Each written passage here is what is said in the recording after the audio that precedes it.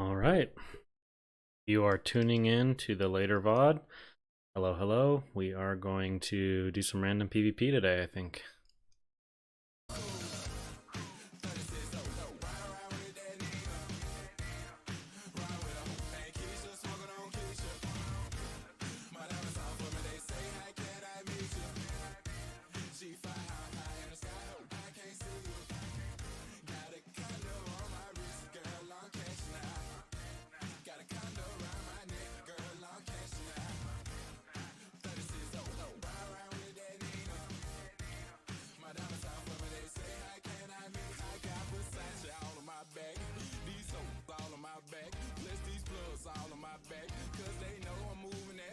Hey, what's up, guys?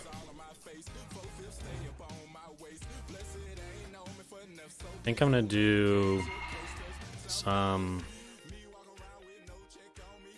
probably Blackrock Mountain stuff today. Let's see if there's some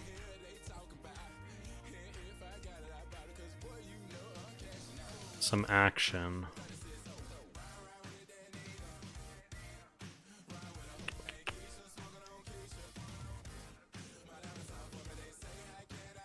Big chillin' now that I'm streaming. Thanks, man. Appreciate it.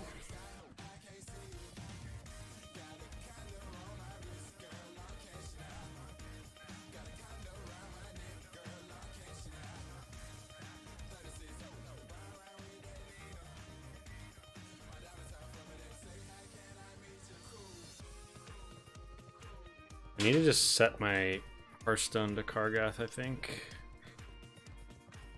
A lot easier.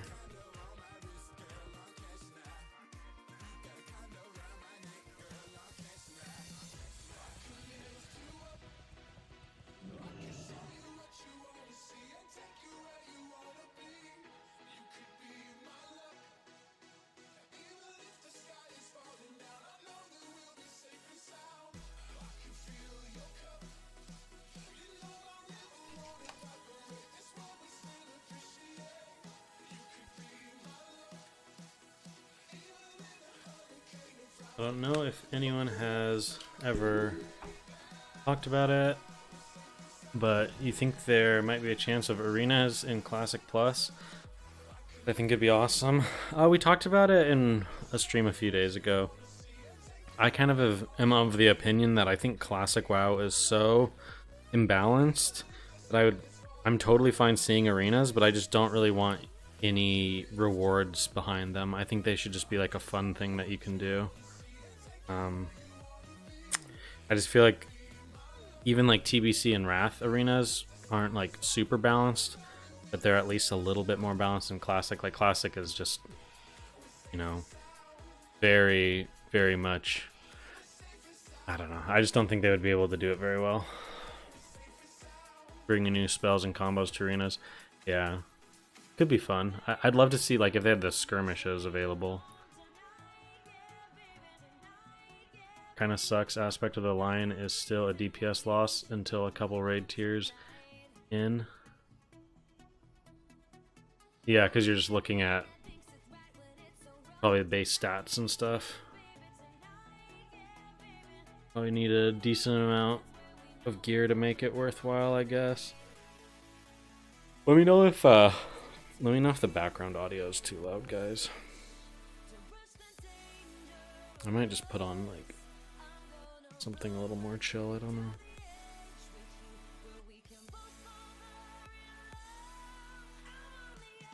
Hey, Son Leslie, how's it going?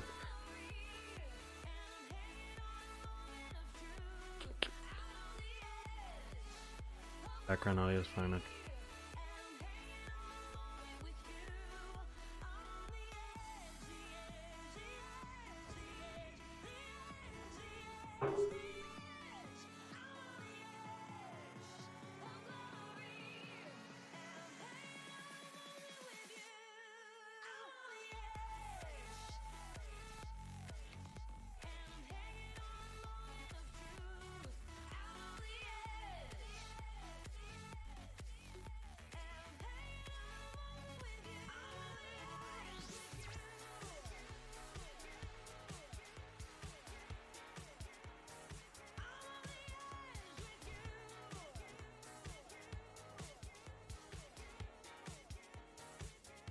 Oh, you know, I don't have any more Noggin Fog or...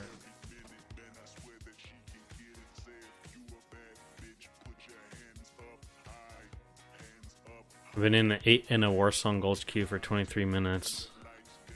Hoping some Warsong would pop. I had some last night that were pretty fun.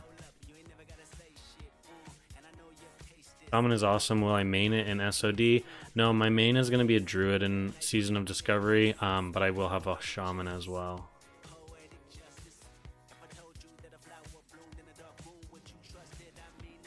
What's plans tonight? Countdown the remaining 19 days? Something like that.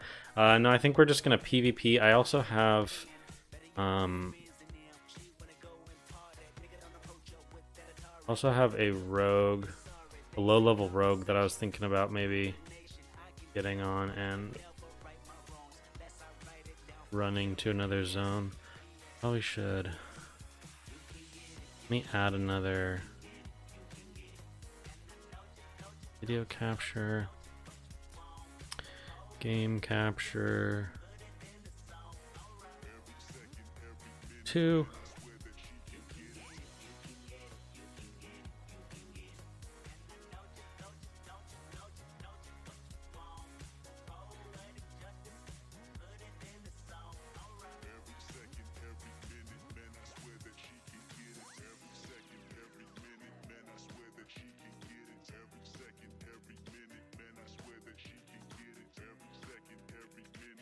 Any news on what time the server will launch on the 30th?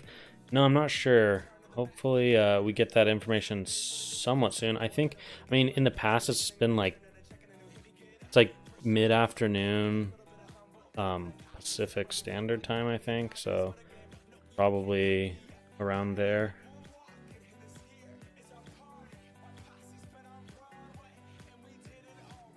It's historically been 3 p.m. PST. Okay, 3 p.m. PST. Yeah, that would be like, that's my assumption. It would be kind of weird if they changed from that. Took 9 days off for SOD, mapped out my plans for min-maxing everything. The plan is day 10 go to forums and complain about not enough content. Yeah, true. That's the way to do it, right?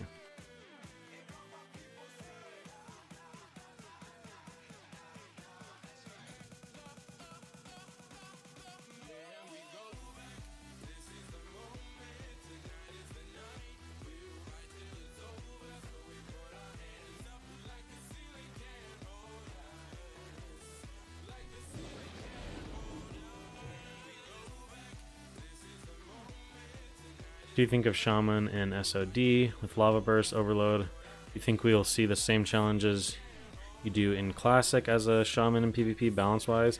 Oh, I kind of wish I flew to... oh, well, I'll just fly again when I get there. I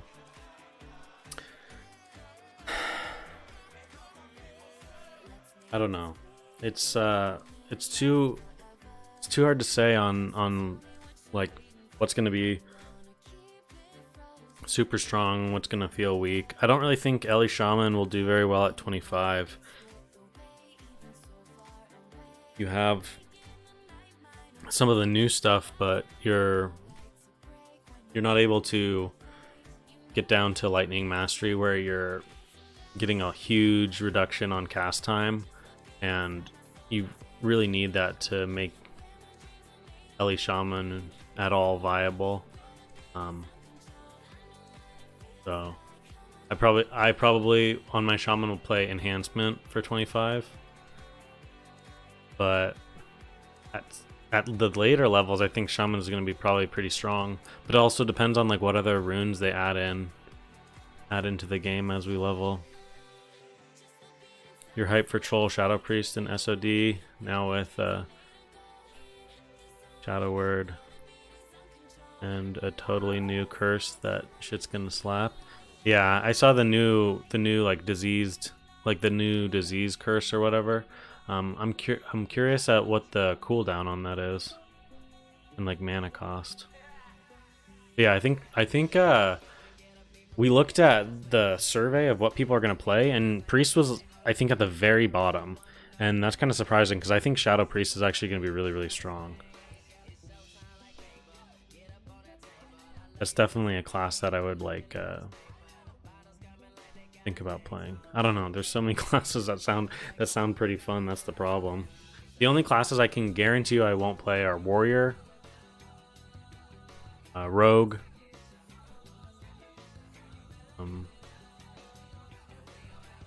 Mage, probably. I don't know. Mage sounds kind of fun too, though.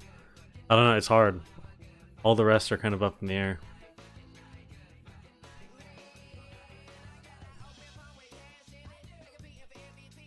Thanks for the good answers. Yeah, no problem.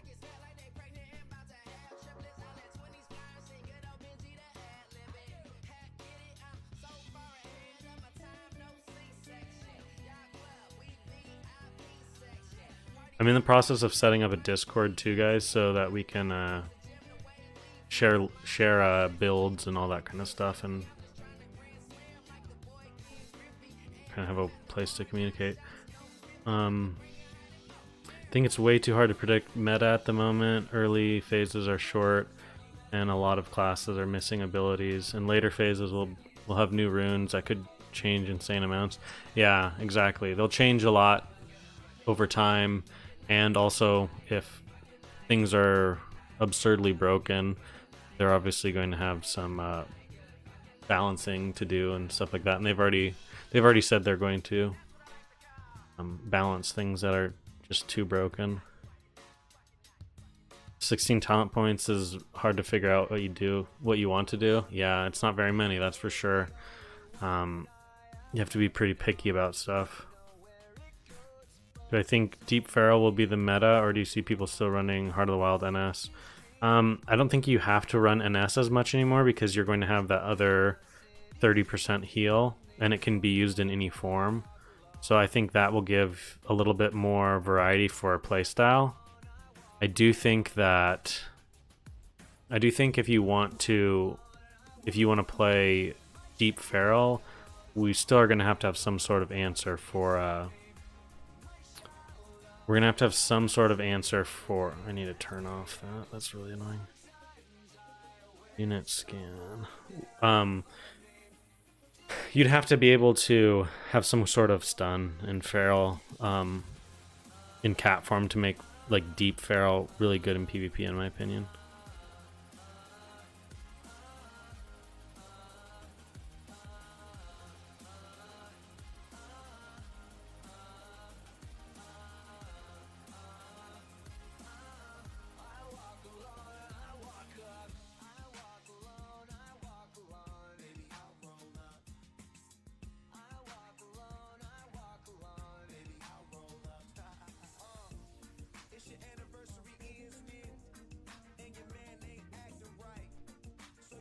You think Shadow Priest will gain popularity once you hit 40? Yeah, probably. Priest, Hunter, Warrior, Mage are unpopular specs this time around. Complete flop. Yeah, and it's really weird. You think Paladin will be AIDS to deal with? I think Paladin is... I don't really... As long as Paladin doesn't get some kind of slow, and they also don't have any way of like I think you can still kite a Paladin on most classes, so I'm okay. Like if their damage is really overpowered, then I don't think I'm quite as worried about Paladin as some other classes. Like I'd way rather have Paladin be strong than like a Rogue, like because Rogue just already on top of being strong has so much like CC and like potential to kind of like lock you down, whereas like a Paladin is not quite as bad. I think Warrior's underrated. Yeah, I think Warrior will still be really, really strong. I think it's one of those things where it's just not as exciting of a class on the surface, like by looking at the runes. Kind of like it feels like classic patches back in the day with phases. It'd be garbage now, but the next patch you're buffed. Yeah, I kind of I like that too. Like You don't really know what it's going to be like down the line, so you're actually picking a class just based on enjoyment.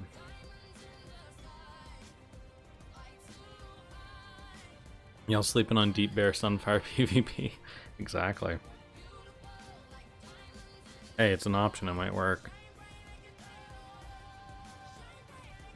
Sun Bear build.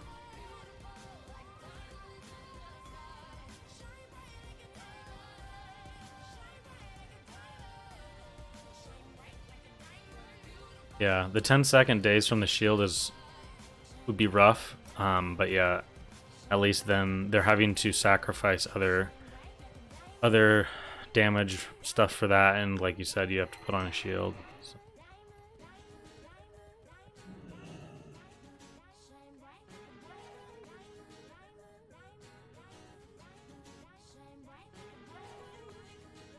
I forgot to get these enchanted with Taj. Why do I always do that? Why does it seem like I don't really use Flame Shock that much, and then the specific players I definitely should not Flame Shock, I Flame Shock. You're running now?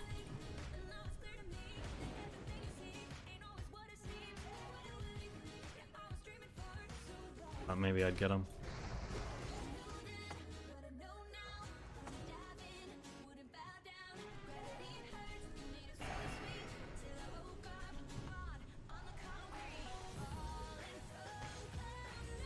Love seeing all the rogues here.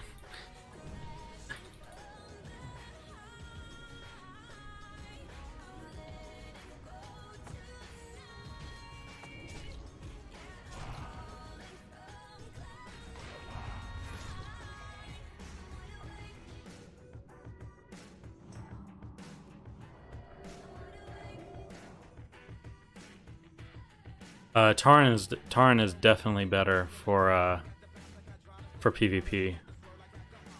Like Troll is like the worst choice for PvP. I mean, like Berserking has some times for like faster heals when you're low health. That's kind of nice, but like Orc and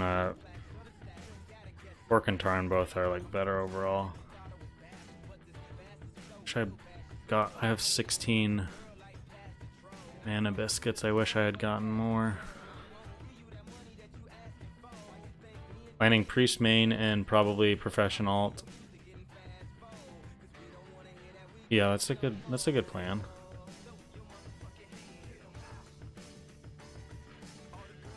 Tarn or Orc? So like Fails, who I really like on YouTube, he makes shaman PvP videos and whatnot. He played Orc, and then I saw him playing more recently, and he was playing Tauren, and I asked him which he likes more, and he says like he thinks Tauren is just a lot better overall.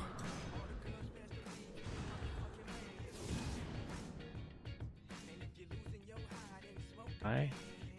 See you guys.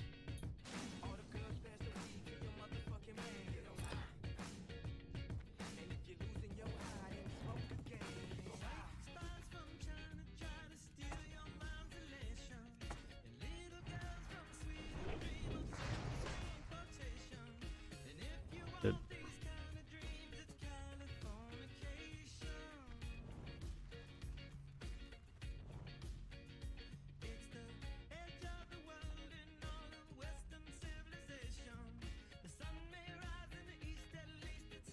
Axe-geared warrior running from someone isn't something you see very often.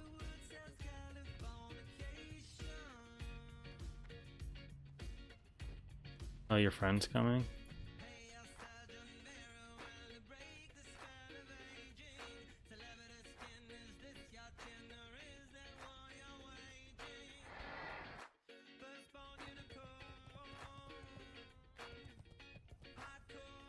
Going Shaman main with Hunter alt, best class race combos, and how competitive do you think group slots will be as Shaman?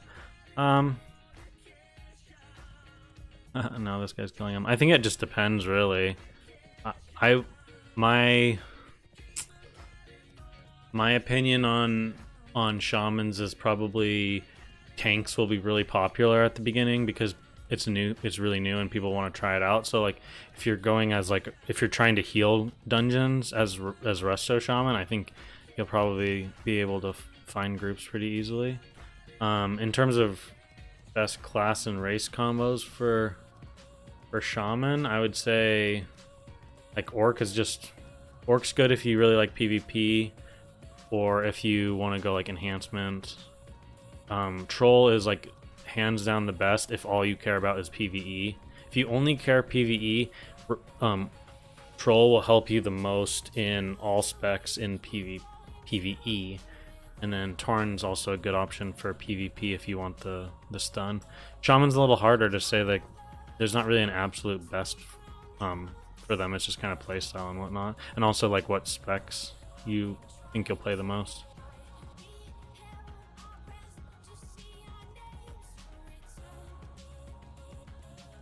You wish Trolls had better racials.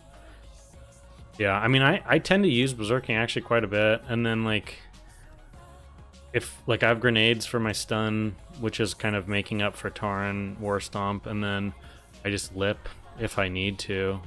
I know lips are kind of expensive, but just kind of how I play it. No, I haven't. I haven't farmed. I haven't gotten. I have it on my. I have it on a level 41 hunter. I have that and oh yikes. I was gonna let this guy get health. I guess that was a mistake. I didn't want to look like a scumbag, but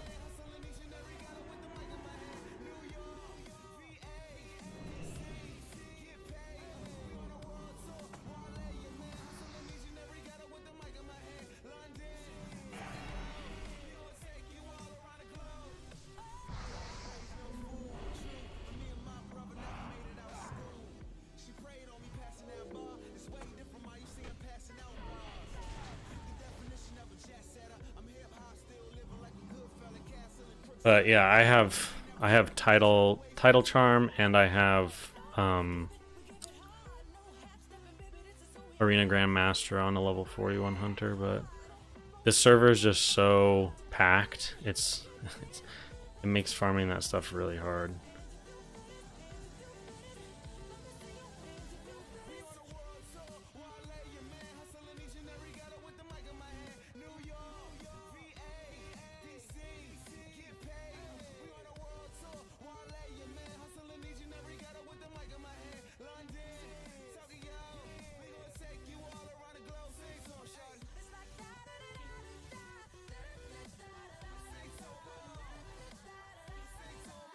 Maybe I should start going.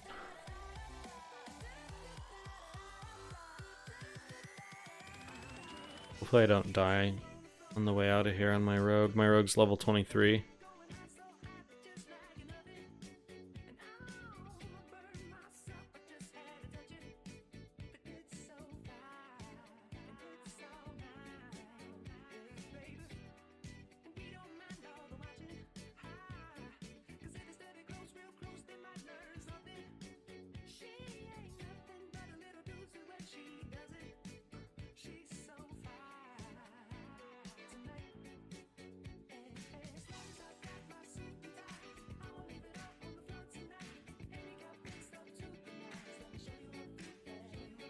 That payo, that's funny.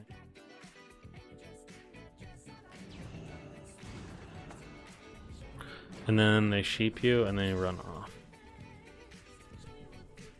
What? That was so close.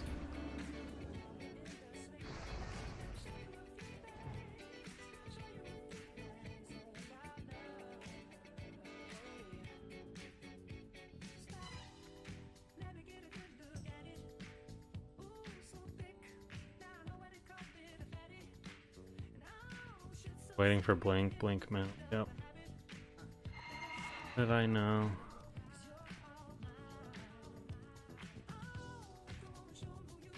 Yeah, come. Here. There's a rogue I saw.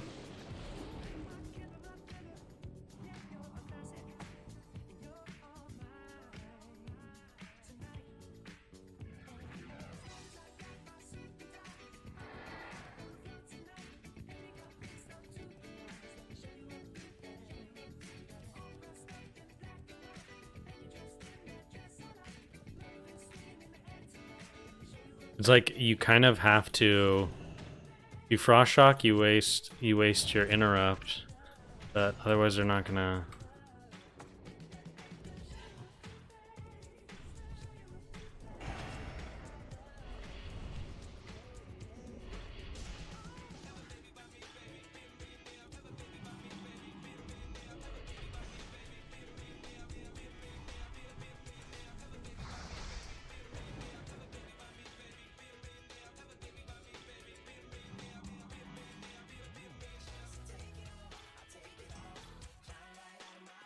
Okay, let's see.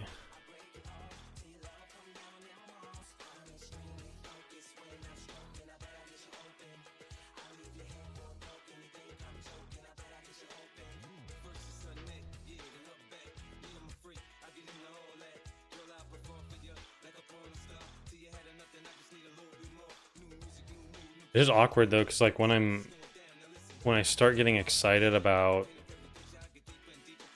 the new content and everything, it's like I want to play, but we have to obviously wait. And then it's like I start lacking any motivation to play on my other characters. And in this case, there's not even like any preparing. There's not much preparing you can do because everything's just in the dark, which is obviously exciting, but just allows the hype to build even more, I guess.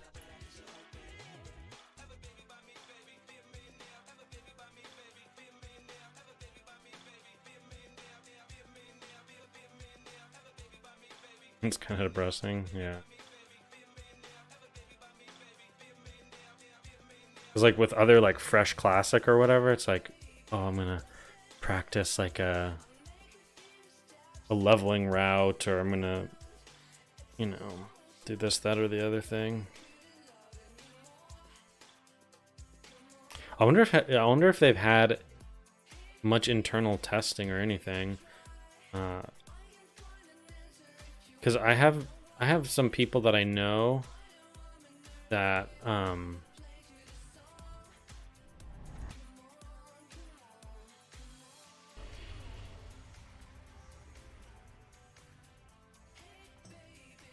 getting killed on both my characters. Nice.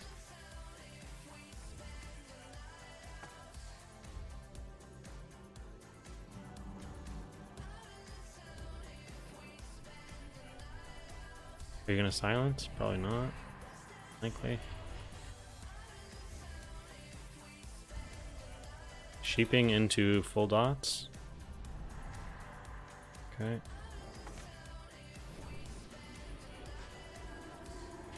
Yeah, like this is where berserking is nice. Get those fast heals going.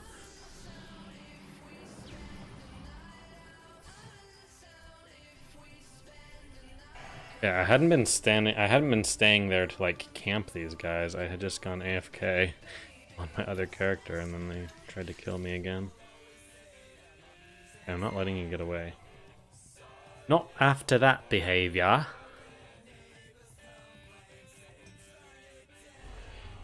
Boop.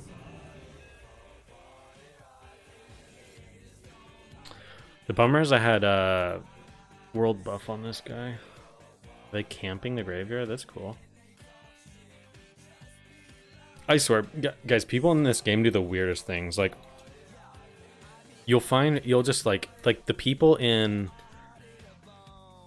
that go into what zone am I trying to think of? In Hillsbrad and just like camp low levels. They're like level 60 and they just go around and kill low levels. I'm like,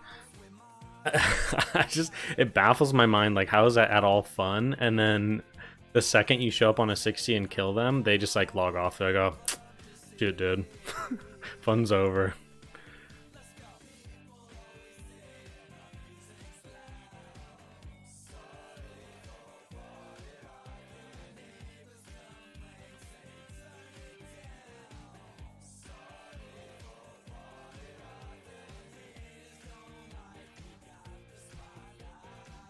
Okay, I'm not gonna kill you again, just run by.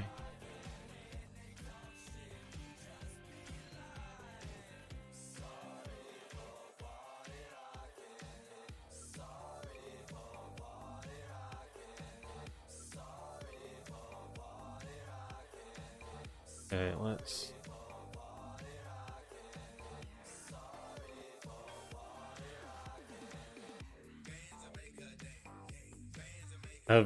Has there even been any... I haven't even looked at Wowhead today to see. I feel like they had so much stuff coming out lately. No, it doesn't really look like it.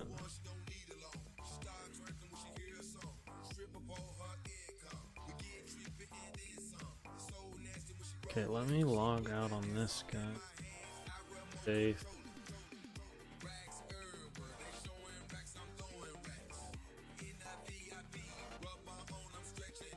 They're gonna kill me.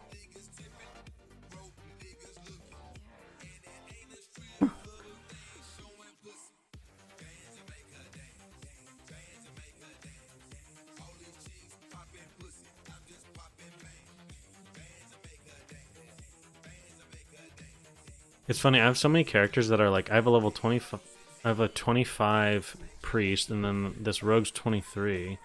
They're all like right around the level of the first thing of SOD. I could like test some stuff if I needed to, but I can't think of anything that I really want to test. I'm looking to turn off.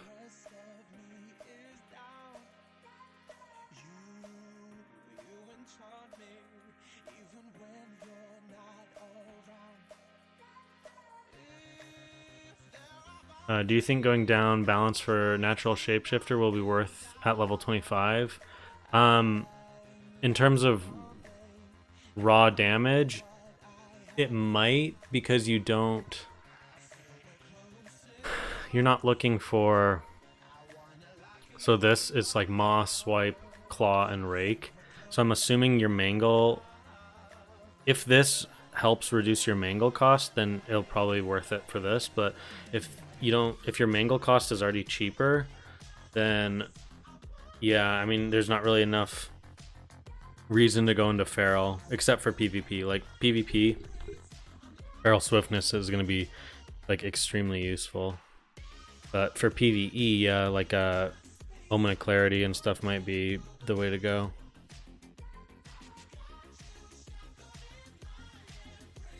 What's the play for engineering, void touch, leatherworking gloves, smoking heart and mountain, mithril insignia? I'm not really sure exactly what would be like.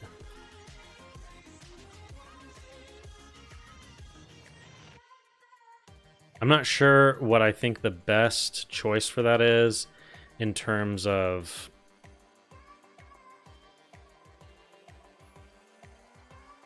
like route. And probably the best thing if you want to do all those and you want to cut down on like cost is probably just go mining, and you can like see the rough materials you need online for each of those professions and just mine until you have enough, and then just go like at 60 or no, I think even at 50 you'll be able to do. About phase 3 you should be able to do the mithril insignia, so then maybe like go blacksmithing, get that, then smoking heart of mountain with enchanting. I don't know, yeah, it's just like kind of depends on what you want to do. Like there might be a better trinket for smoking heart of the mountain, like smoky heart of the mountain is best right now for Feral, but they're like, we already saw that some of the raid, like the BFD raid, is giving trinkets, so the higher stuff could give really good trinkets, and they might just end up being better than that. Guys, this, by the way, is a place to go. Raven Hill. If you want a PvP, you go here instead of Red Ridge. Red Ridge is just like, it's played out, you know?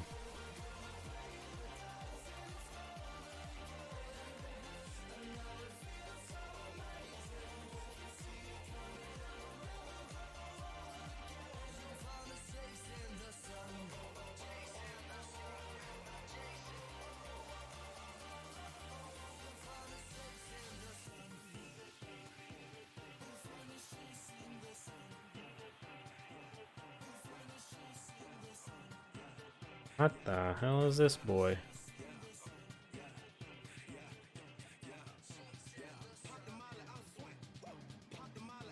Yeah, the graveyard's right here. I forgot.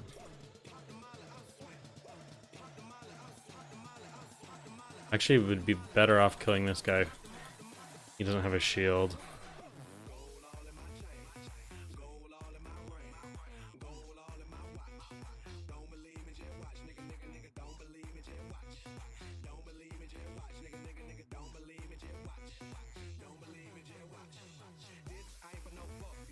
Oh shit, I have a bleed on me.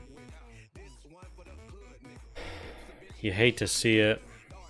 You hate to see it.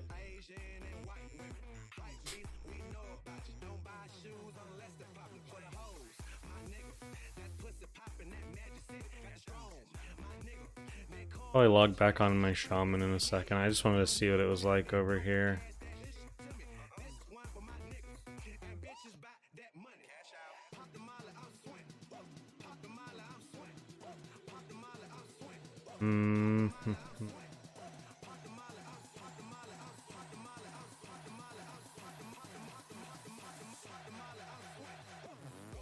Why is he teabagging the air?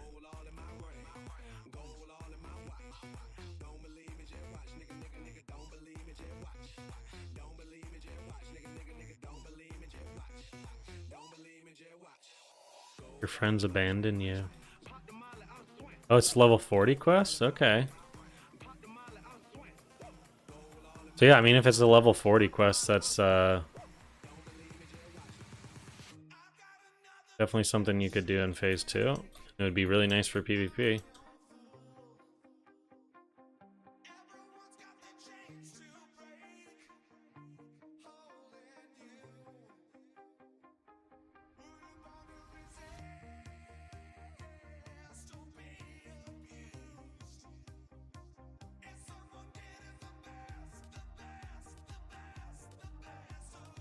Oh, I cannibalized a second too soon.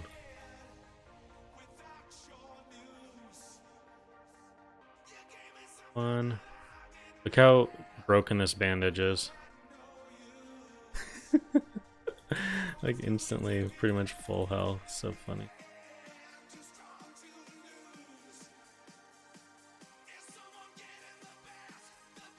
Oh my gosh, I didn't think I'd need to kick that.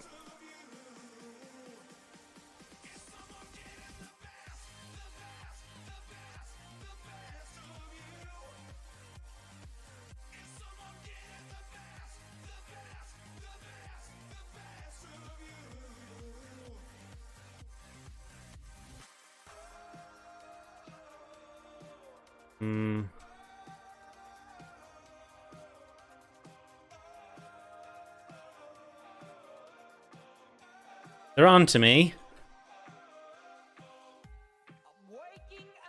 I mean, so there's a profession cap at 25 because you can only get up to 225 at 25, but then at level 35 you can get all the way to max level. I mean, there's a cap on there'll be caps on certain recipes and certain things that are like tied behind like quests and stuff like that, but beyond that, no, there's nothing like holding you back from you know, being able to go all the way to 300. Am I playing a druid or shaman? I'm gonna play a druid. I'll have a shaman alt, but I'm gonna play druid at level 25.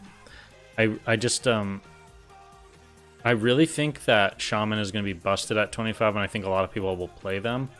So we'll see though. I mean, I'm probably going to have several characters, and the one that I spend the most time on at 25 is just the one I enjoy the most. It won't necessarily be my main. So my main for sure will be my druid. Like that's the one I want to worry about gearing out, the one I want to worry about getting my reputations up with, doing professions. But in terms of just like playing at 25 and like doing a lot of PvP and stuff like that, it'll just be whatever class I'm having fun with. Like I'd like to try Hunter as well. I think Hunter will be pretty fun.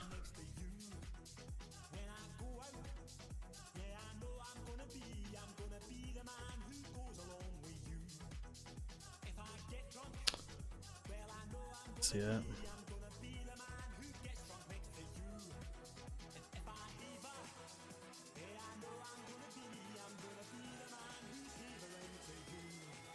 Good, I got.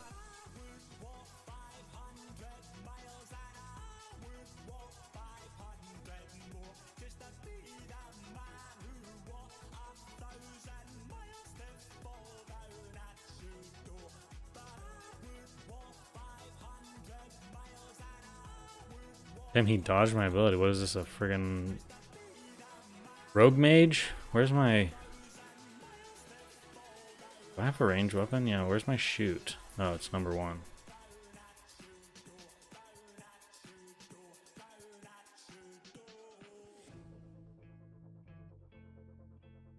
This guy actually knows what he's doing. He like CS'd me to keep me in combat and stuff.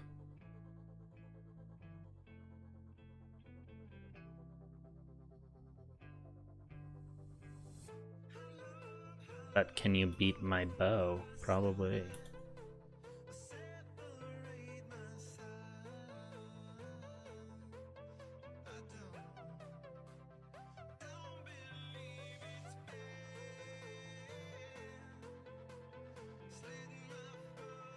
No!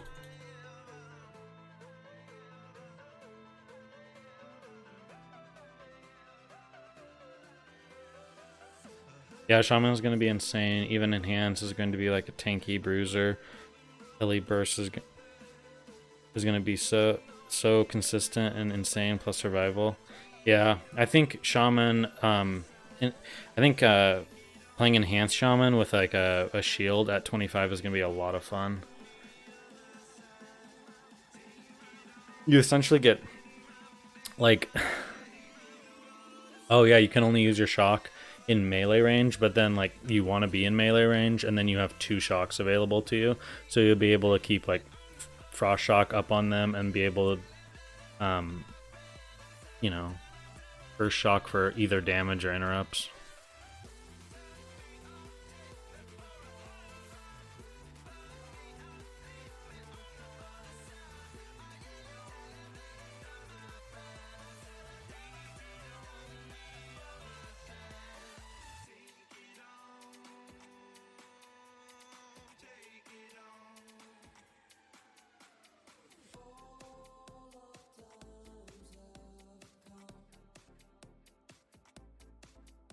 There's so many people here.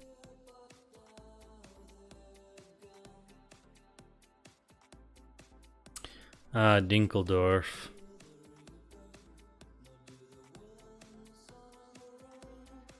Thorium grenades require 260. Yeah. You can the iron grenades is probably what people will use, but I don't really know how many people. Like, I don't know if it's going to be common to use it, just because it's pretty expensive.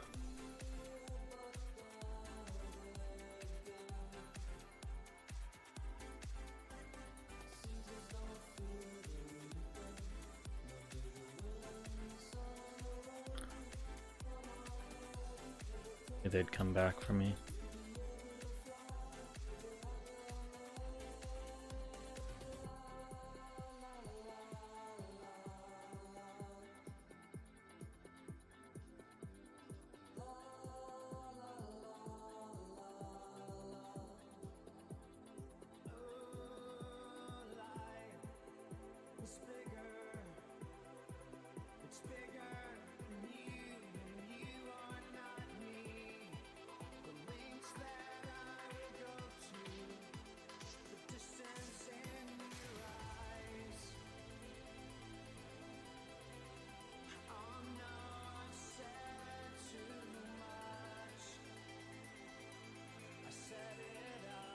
All right. I guess our fun here is done. I'm going to but not showing. Maybe if I do this.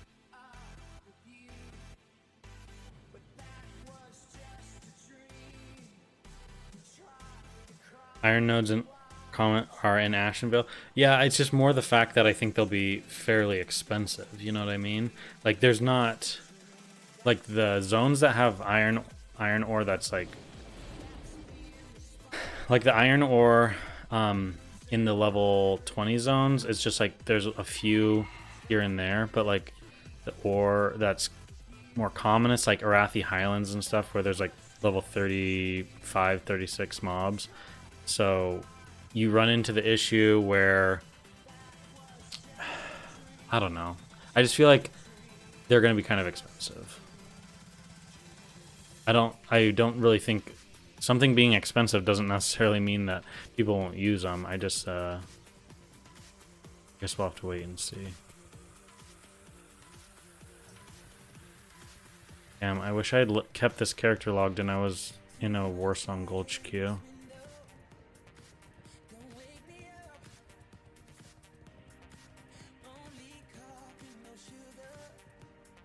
Have you seen the class polls? It's like season flip the meta. Yeah, I know. I was saying that I think it's because all the classes that have a lot of hype behind them are like in the top 4. Like, think of all the classes that we've heard tons about. Like, about their changes. Well, first class to be like blown up on stuff with after BlizzCon was 100% druids, right? With Wind Fury stuff. And let's see if I can kill her in time. Oh my gosh, you hate to see it.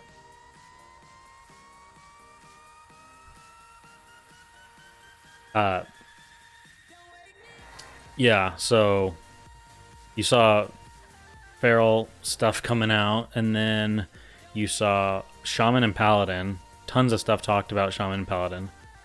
And then obviously, like, I just think Hunter looks like it's going to be strong. So that's probably a reason why it's up there. But like, those 3 are all pretty high on the list. I think Shadow Priest is going to be really good. I don't know why Priest is so on the list, or so far down on the list. And if it stays like that and Priests are pretty uncommon in the season, then I'll just play it, because I think it'll be good. It's like lagging all over the place.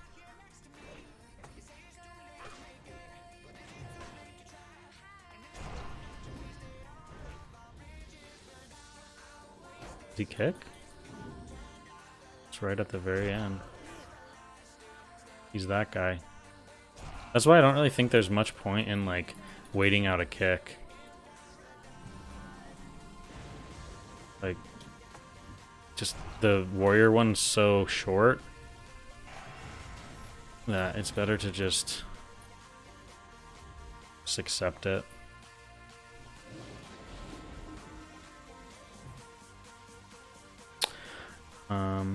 I'm not sold on Elisham. I'm still worried about their mana issues. Are all shaman going to need to go orc for Blood Fury? Shamanistic Rage combo. Are you saying Blood Fury just because it's giving you the healing debuff? Or are you just... I'm confused on the combo there, but I mean, like, if you really care, if you want to play Ellie Shaman and you care about casting and you don't really care that much about PvP, then I think Troll's the best for berserking.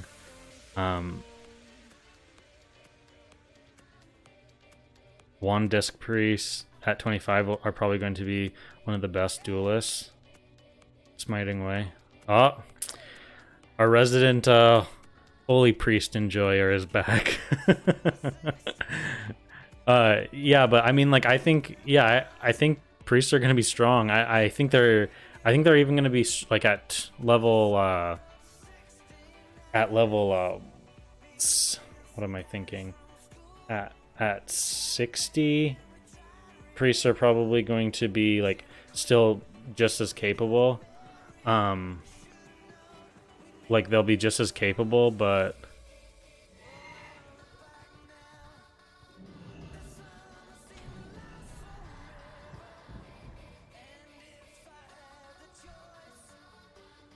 This is what he wanted.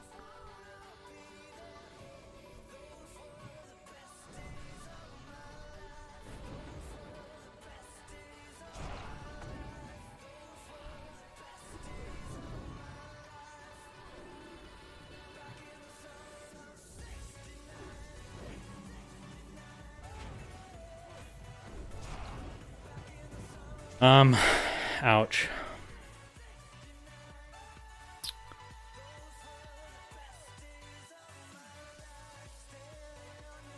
Earth Shield allows Shaman to not have to cast, to hard cast. Yeah.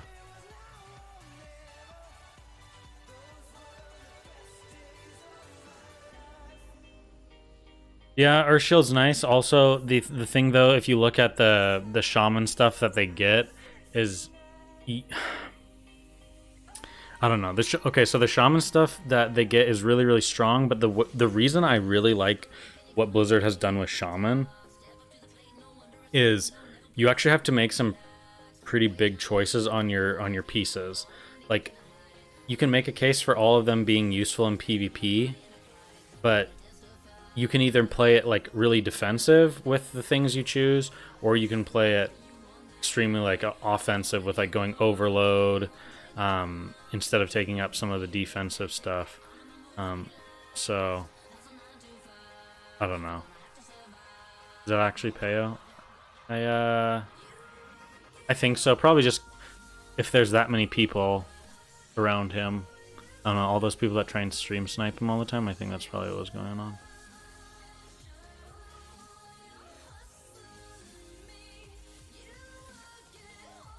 Blood Fury gives AP, which is what Shaman Rage uses in return for mana.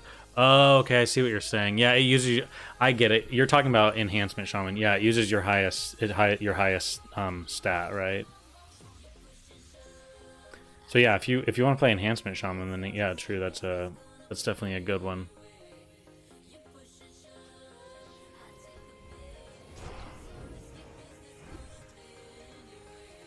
This guy literally waited here for me.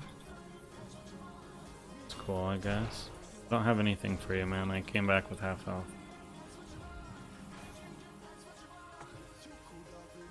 That's yeah, if I I don't have anything.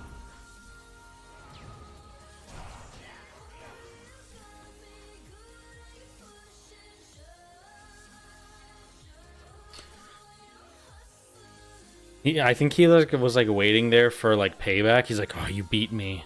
It's like, I need you to come back with half health, and this time I can take the victory, and I'll feel good, and I can leave.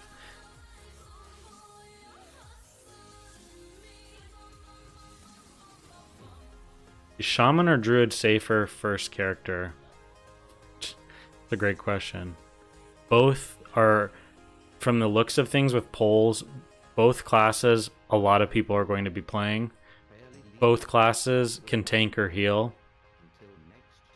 Both classes are looking for leather gear. Like, so honestly, I don't really think it matters. The nice thing is if you do go Shaman, there are several like guaranteed pieces that you can get on board side that are basically better than any of the things you'd get in the raid. So that's one thing that's Shaman has going for it.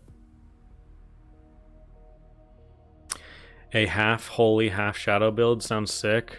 Twisting Rune, Death Rune, and Palm, and Palm.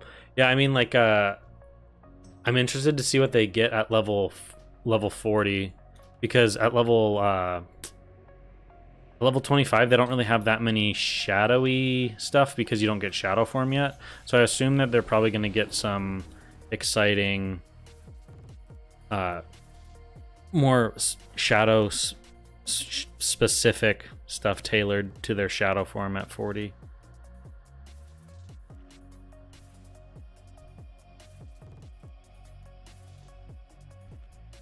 Okay, that's cool.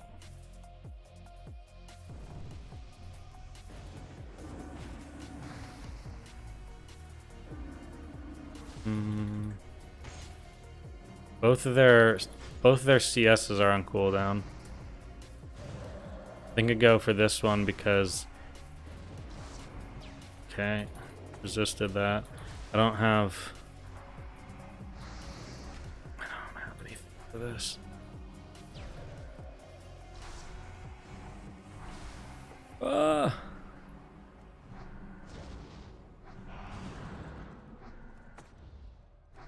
Stop that. Sheen. No, please. I have nothing.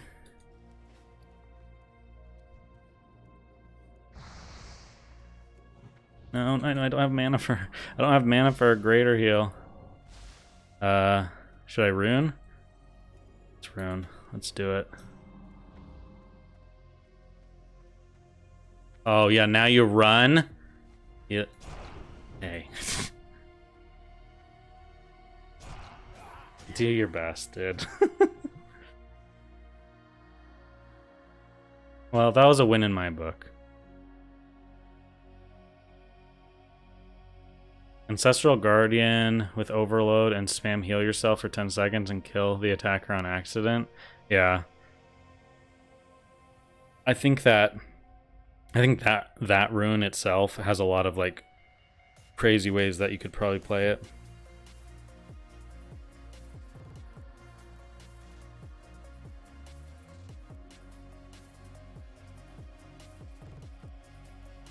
What are my thoughts on raid heroic lockouts? Are you just talking about the 3-day lockout for the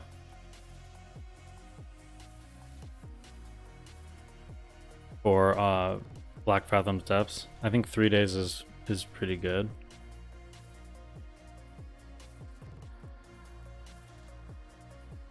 Ancestral Guardian, yeah. I had a 29 Twink Shaman in Classic, and the mana issues aren't too bad.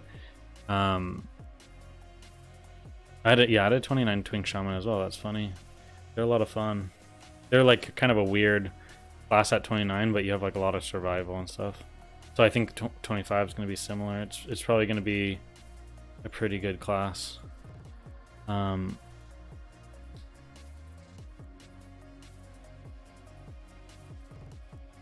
Yeah. So the play for Ellie is also to have AP weapons and then use BF Rage. Yeah. Sounds like it. I just don't know. We haven't seen the rest of their runes. Like, Sham Rage is on a 1-minute cooldown, and then it's like 12-15 seconds. So it's definitely very, very strong.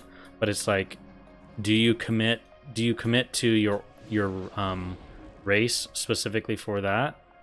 I don't know. Maybe it's worth it. I mean, it's not like you're committing to a bad race anyways, you know, like that's already pretty much the strongest PvP race you could argue for most classes, and then Shaman it's like a little bit closer because, you know, it's kind of playstyle, but probably a good idea. Alliance Druid will be in high demand because Alliance Paladins will be most rolled. Yeah, probably a lot of Alliance Druids. Honestly, like a Paladin Druid together, like a Feral Druid with a Ret Pally on Alliance side is going to be rough, guys. I think that's going to be a... Like, think of the issues that Paladins have. Like, oh, they don't have any, like, slows or roots or anything like that. Well, Druids can root for you. You both have off heals. You now have Wind Fury, which you never had before. It's just like, I don't know. That's like if you and your buddy really wanted to play something crazy, that's what I definitely would play. Come on, I'm full health now. Now we can actually play.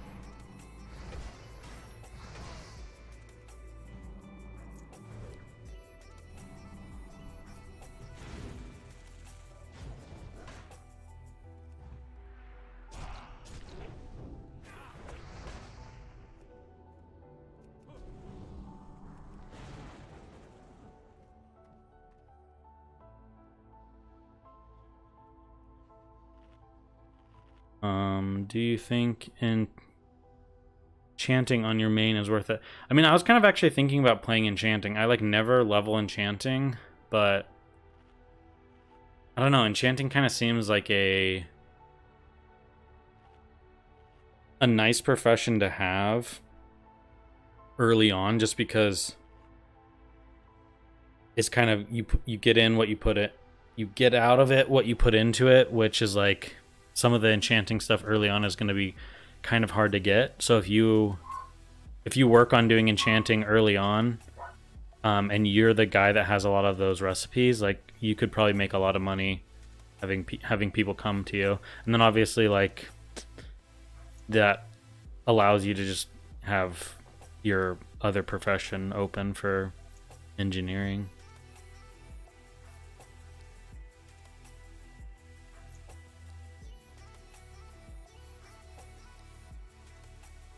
I wish I had a 60 on Era, would be fun to PvP. Yeah, it's pretty much the only thing I ever do on Era anymore. I mean, I do Nax on Wednesdays, and then besides that, pretty much don't do anything else.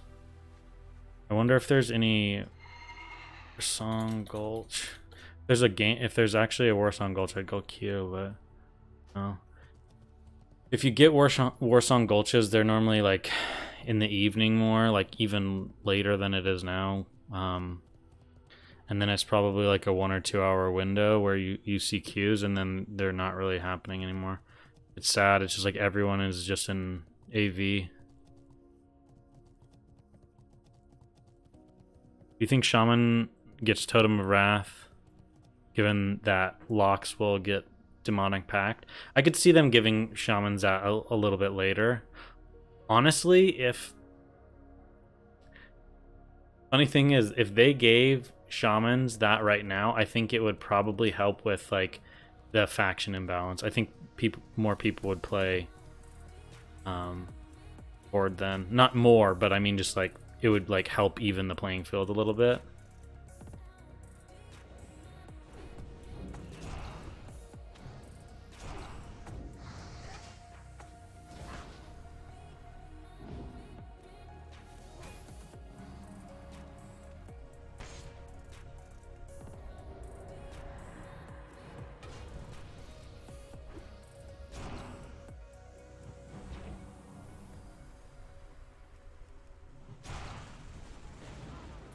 he just a recklessness right there. Oh shit, that, I mean, if I was him, I would actually be pretty pissed. So I'm sorry, that sucks.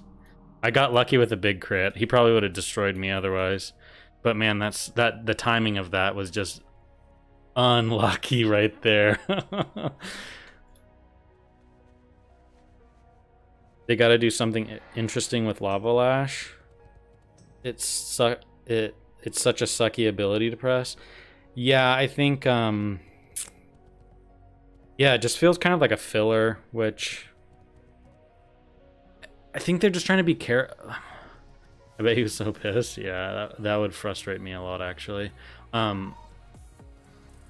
That's like the times that I press like Elemental Mastery and then you just get like like killed right before you can use it, or you get silenced on it or something like that. It's so frustrating. In terms of like, okay, this is my thought with things, and what's hard for Blizzard is you take enhancement, right? Their damage is like not very good in Classic WoW. We all know that, but they have like a huge, they have a crazy toolkit for like survivability, interrupting spells, kiting, all this different stuff, healing, like off healing themselves. So then if you go out and buff their damage a crazy amount, then they just become gods in PvP, right? They're doing insane damage. They still have all the different tools that they have, right? So Blizzard's kind of like in this predicament where it's like they want to make some of the classes more exciting to play, but if you just give them the DPS of like a warrior, then why would you go warrior when you can go shaman and you can off heal yourself and do this, that, or the other thing? So that's kind of what I'm thinking too with like two-handed Wind Fury Shaman. It's like two-handed Wind Fairy Shaman, if the stars align, they can one-shot people right now, right? So it's like, if you buff them too much, they're going to just be unstoppable gods. And Blizzard has to try and find that happy medium. So, I don't know. The Lava Lash stuff, the two-handed Shaman, the dual-wield Wind Fury stuff, like, all the things people are talking about with Shaman, like, I get it, but... And I understand that people want to be able to play that class, but I think a lot of people play stuff just like in PvE or something, and then they don't really realize the implications it has. One second, my dog's freaking out. Hey.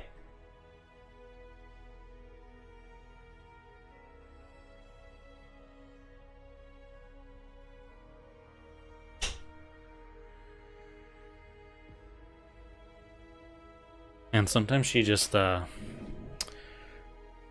don't know. So, like, there'll be like a dog that just walks by outside, and it'll just be like the wrong kind of dog, I guess, you know? Just sends off some weird vibes, and she just goes crazy. Thoughts on where you think rogues will be or fall into in the 25 meta World PvP War Song? So I thought rogues were going to be really strong. And I do still think they're going to be strong. But what I realized after someone pointed it out is rogues don't have any CC at that level. I mean, they have sap, but they don't have cheap shot yet. I think cheap shot's level 26 or maybe 28, something like that. And then kidney shot is like in the 30s. So I think rogues will be really still pretty good at 25 in terms of, like, they'll do a lot of damage, they'll kill people fairly quick, but they're not going to be able to lock you down. So if you have like anti-venom or a PvP trinket and you get any kind of CC on them, I think they're going to be a little bit squishy at 25. I think at 40 they'll be a lot better, obviously, but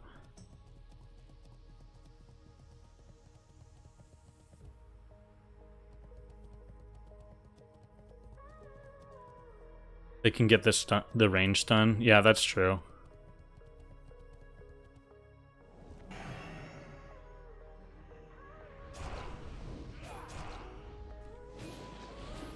Oh, well, this, for this guy, it's kind of sad. This is kind of an easier duel for me because he isn't armed, so my heals are just so much stronger. There's nothing he can really do.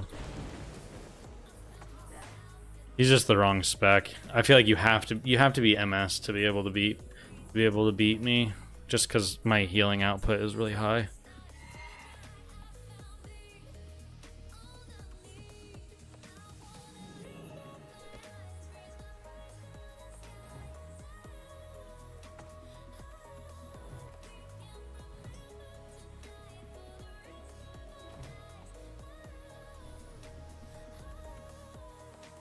Okay. That guy probably would have destroyed me if he got off his mount. He's tier 3 rogue.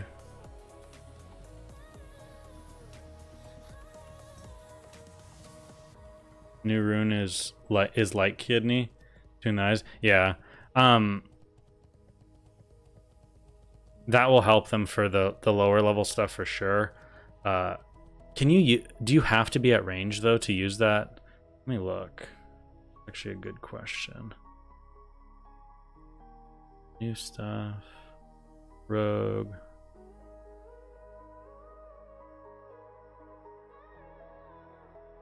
Rogue stuff.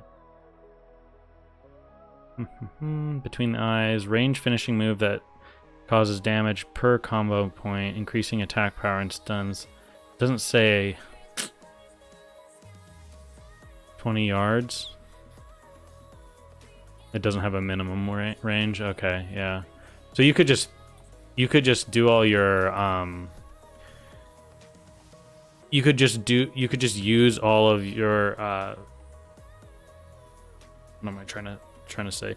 All your combo points just on that, even if and just treat it as a kidney shot. So I guess they will have some CC. That's nice. And they still have gouge too, I guess. What do you want? I don't think you're ready for this spaghetti.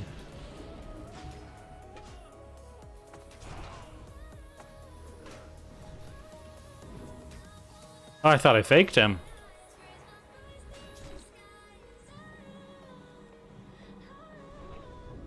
See, it's just like without MS, like it's just a joke. I can just heal through all that.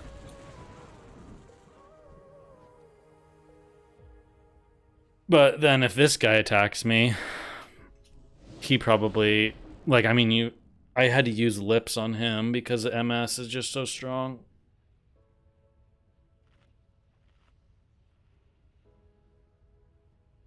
People are overly concerned with balance.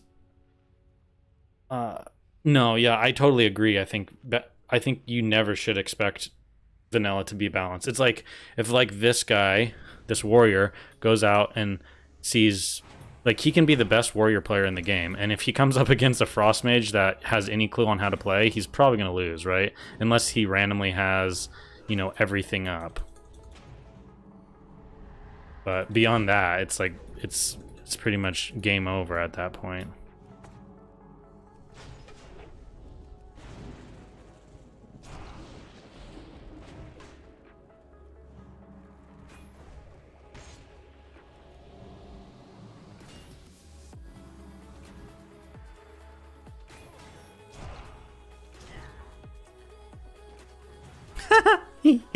Oh, worth.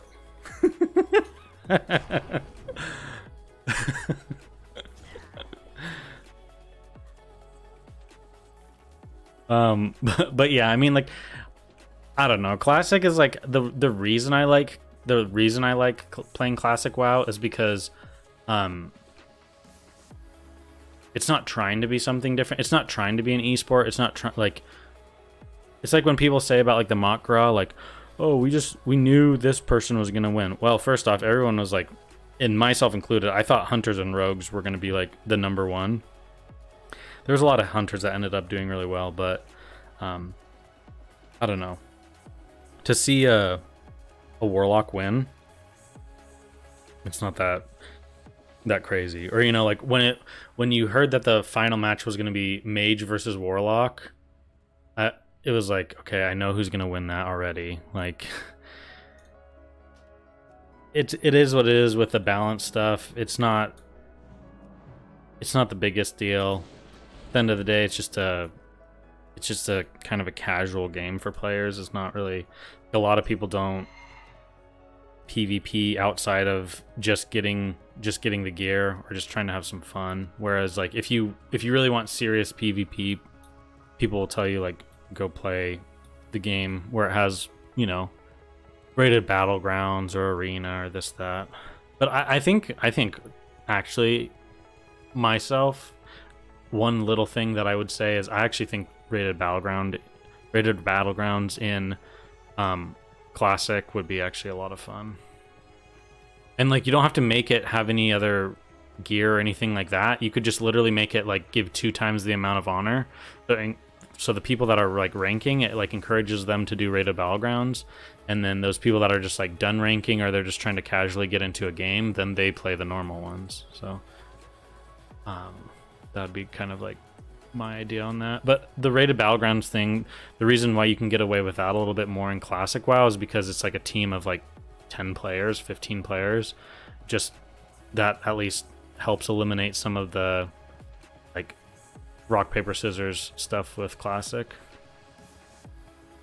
But open world bullshit is so fun. Yeah, it really is. But I think that would still stay alive regardless.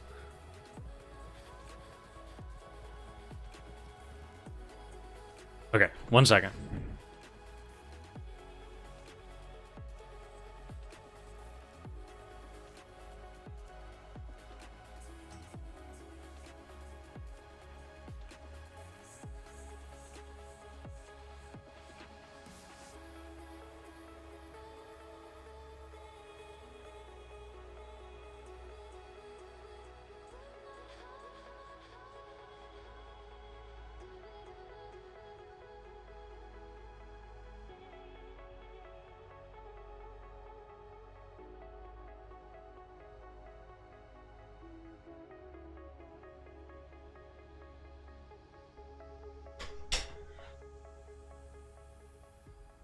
I had to shut the front windows. My little dog, we have 3 dogs, and my little dog has been being just like a massive pill lately.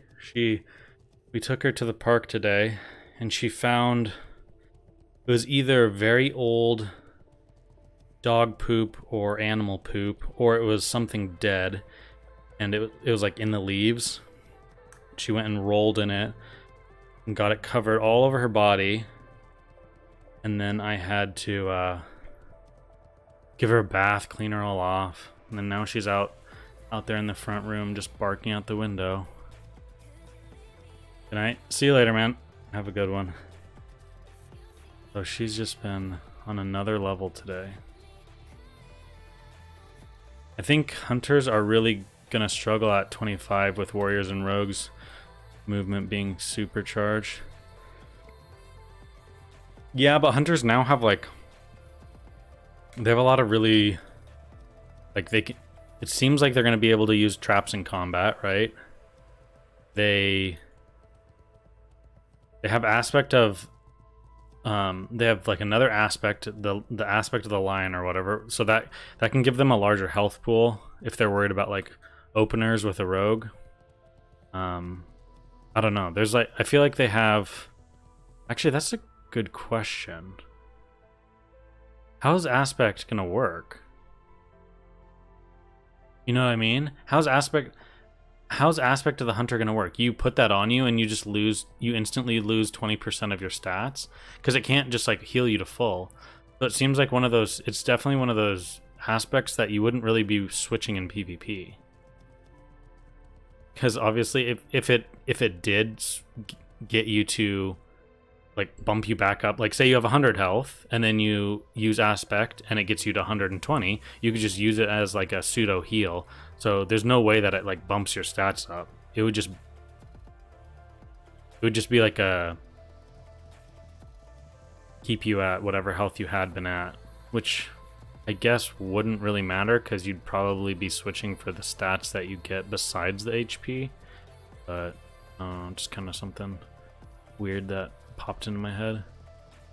Do you still recover your OG classic tune? No, you can't anymore, sadly. I wish I copied my character over. I mean, like, I was completely against the idea because I thought it was just a money grab, and I still think that's pretty much what it was.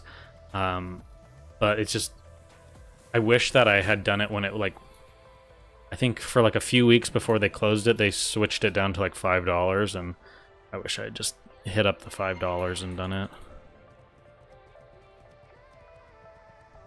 I love how people that's the funniest thing to me. Yeah, they're not stopping for you, dude. he runs back to get his friends and then they are coming back for you, I guess.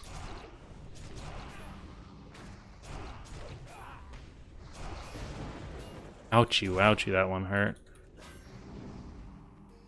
See, this is where I like berserking, is like I can use it and just pump some heals into myself. So, I mean, that's the place where that's what I like about the troll racial for sure, is that, and faster casting and PvE is nice too sometimes. Gives AoE kings and 10% extra for yourself.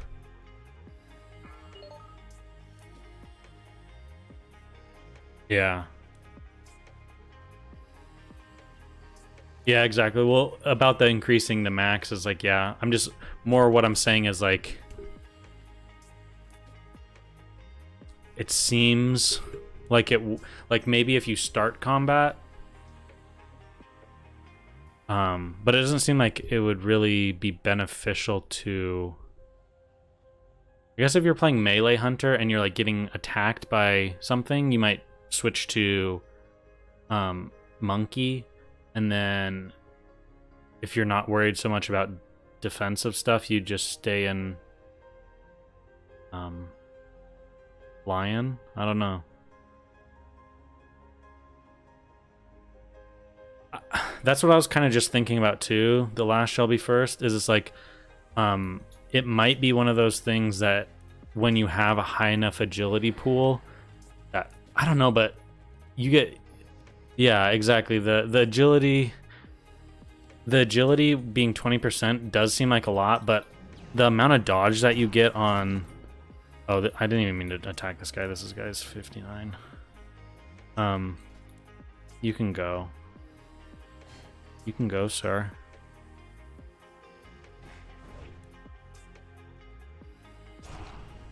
I mean, okay, I guess I'll kill you. I normally don't kill people that aren't level 60, but he just like, I just saw a yellow name and attacked him. Or yellow number.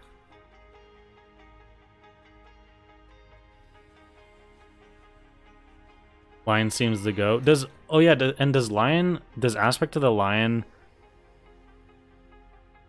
I guess if it says it puts it on your, I guess if it puts it on your party, I would assume it gives it to your pet as well. So that would be like the only way for you to like buff your pet too. Hey, it's this guy again. Remember him? I do. Do we think we'll get us ice proc? Oh, we got it. But he still gets the sheep off. Imp CS is just like my downfall. Unless you pre-ground it, but I don't, there's like, technically a mage should never die. A mage should never die to an Ellie shaman if they're trying to just run. Because they basically can just sheep you over and over again.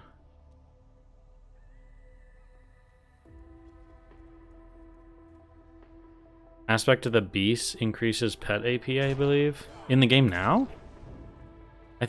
Oh yeah, maybe it does. It makes you untrackable, right? Okay, let me question him.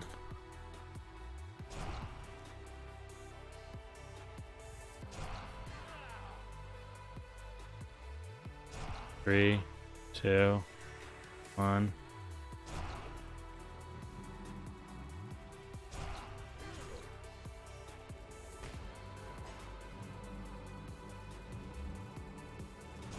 He should have just stayed on me. I don't even know what he was doing.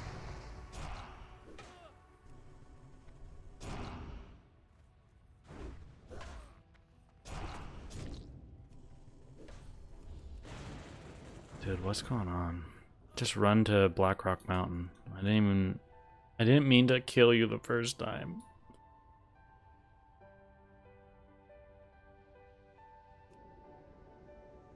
Pet now scales with the hunter, so yeah, but okay, that's what I was wondering, Johnny, is like, does hunter, I guess I could look. I remember seeing it in the patch notes. I didn't know if it scaled on your stats or on your item level or something, you know?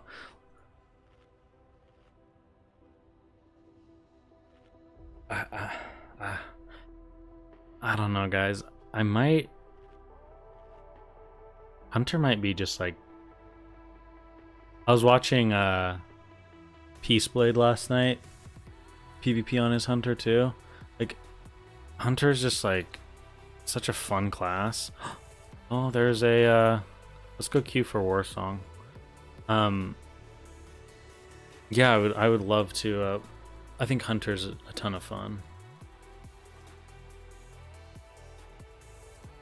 It might have to be up there in my class. I think it's like shaman, druid, and then I think it really just depends on what looks fun from things that are like killing me in PvP. If like hunter looks like a lot of fun, or if shadow priest looks like a lot of fun, something like that, then I'll probably play that as an alt.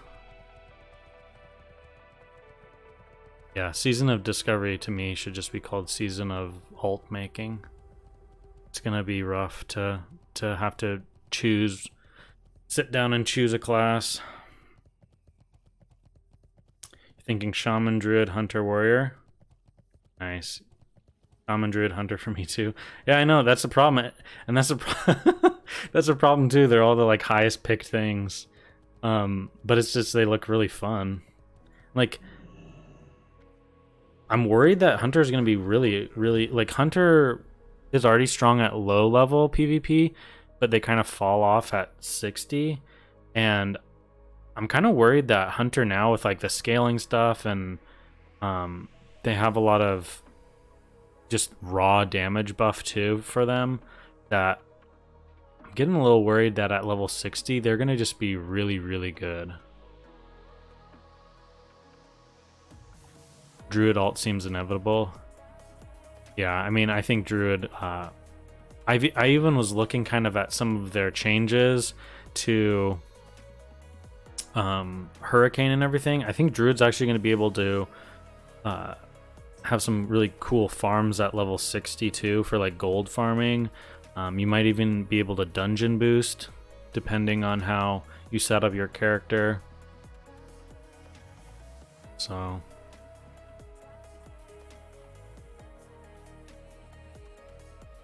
I don't know. I think the one thing that I'm a little bummed about is that the instant cast spell that druids have is I found out it's a 10-second cooldown, so it does like 54 or something to like 70 damage at level 25, and it's an instant cast, but it's on a 10-second cooldown, which is kind of longer than I thought. I thought maybe it'd be like 6 seconds or something, but 10 seconds is a little longer than I was hoping for.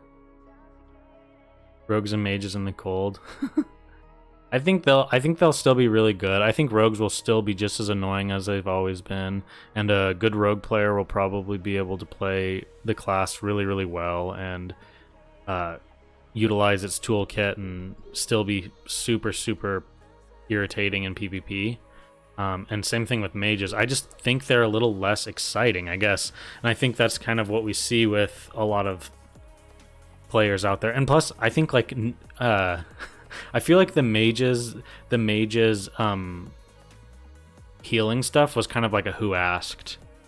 Like, out of everything that they did in Classic, in Season of Discovery so far, the mage's healing thing was just like, why? Like, it was just very bizarre. Like, the only thing in Classic I feel is like difficult to fill is a tank. Pretty much every time you see stuff advertised, like sometimes they say looking for shaman because they want totems, but for the most part, like, healing isn't really that difficult to fill, I believe. Like, I don't know. Maybe that's just my opinion, but no, yeah, like, no, don't get me wrong. I think the mage healing looks pretty interesting, especially the way it's done. And I'm not like shitting on it. It's just more of like a weird thing, you know? It's just like I could see them doing, like, if they were gonna make changes and you said like, oh, what classes are gonna get this and that, I'd be like, yeah, like shaman tanks make sense. I mean, there's already some encounters where warlocks tank, like twin imps. You can tank some stuff with your Voidwalker here and there if you need to in lower level content. So it's like a warlock tank makes a little bit of sense. I just feel like mage healer was like out of left field. Like, it was just, I just didn't expect it. And I think that's honestly why when they first announced this stuff at BlizzCon, I was like actually really against it, because it seemed, just the way they were saying it, like, oh, any class can do anything, you know? So I feel like they shouldn't have led with like the mage healing thing. They should have just been like, you know, we're giving some new class abilities to all the classes. But at BlizzCon I was thinking like, oh, I can go and like get mage abilities as a druid or something. So it was just bizarre. I wonder if the aspect is party based or raid wide. I think it said to those in your party, but maybe it said party or raid. Let me look, because that would make you have to bring more hunters, which isn't a bad thing, because hunters are kind of, right now, especially on horde side, we don't take that many hunters. Like alliance side, I know oftentimes runs with a few more hunters because of like, you're not necessarily having to have a shaman in your groups for Wind Fury, so you're taking them for like True Shot aura and stuff, or maybe you'll take a feral druid for the feral buff. But yeah, the hunters could get some love. in terms of being taken to a raid. What are warlocks getting? The kitchen sink. The warlocks are getting like the craziest toolkit ever. Warlocks can tank. They can. What are some of the big other ones? Like they have a lot of crazy fire damage now. They have Chaos Bolt. They have their dots are going to be a lot stronger now. They just have a lot. Yeah, what aren't they getting? Exactly. They are warlocks are I'm actually surprised warlocks are not the highest in terms of like what people are going to play. They sound like they're like so historically demo warlocks with Soul Link and PvP are just like very, very challenging for most classes, and the fact that they can be deep demo spec'd and be in the metamorphosis thing, so they like are like beasts and don't take much damage. It's just gonna be that in PvP is gonna be a nightmare, I think. SL Warlock is immune to physical damage. Yeah, exactly. Basically immune to anything you throw at it. So, but I think they'll be lacking a little bit in damage, but it's like I feel like the survival makes up for it, but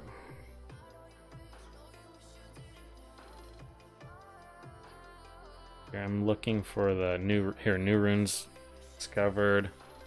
Go to Hunter.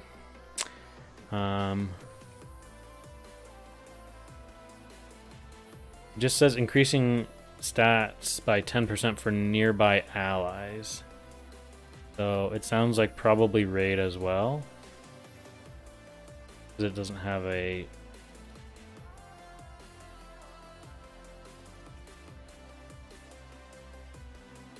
let's see. So once this war song ends, I should fill in the next one because I'll be higher up in the queue. At least at level 25, most talents won't be available.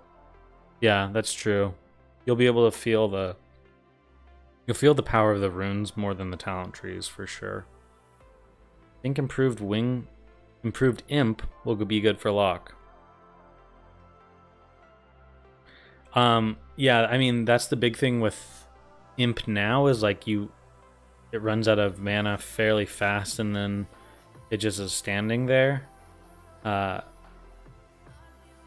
with like there's like all the fire damage changes, and then let's look in the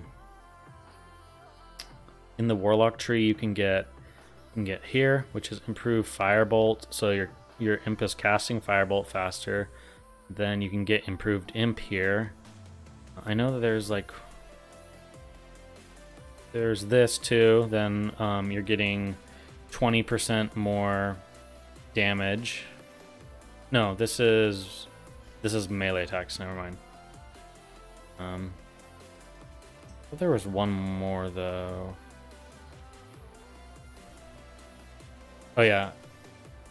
You also can sack your pet too, and go that route instead of having a pet in general, but that kind of defeats the purpose. Besides that, I don't really think there's... Could have swore there was one other one. I mean, there's also just like the black book that you can get, which is a trinket in Blackwing Lair, which improves your pet damage for like 30 seconds or something like that. So I know at level 60, so at level 60 with your imp out and you have like decent well, actually your pet doesn't scale with damage, so I guess or your gears in era, so but like your imp will hit for like 300s with fireball after you pop your book. So I could see like some weird imp build being strong too.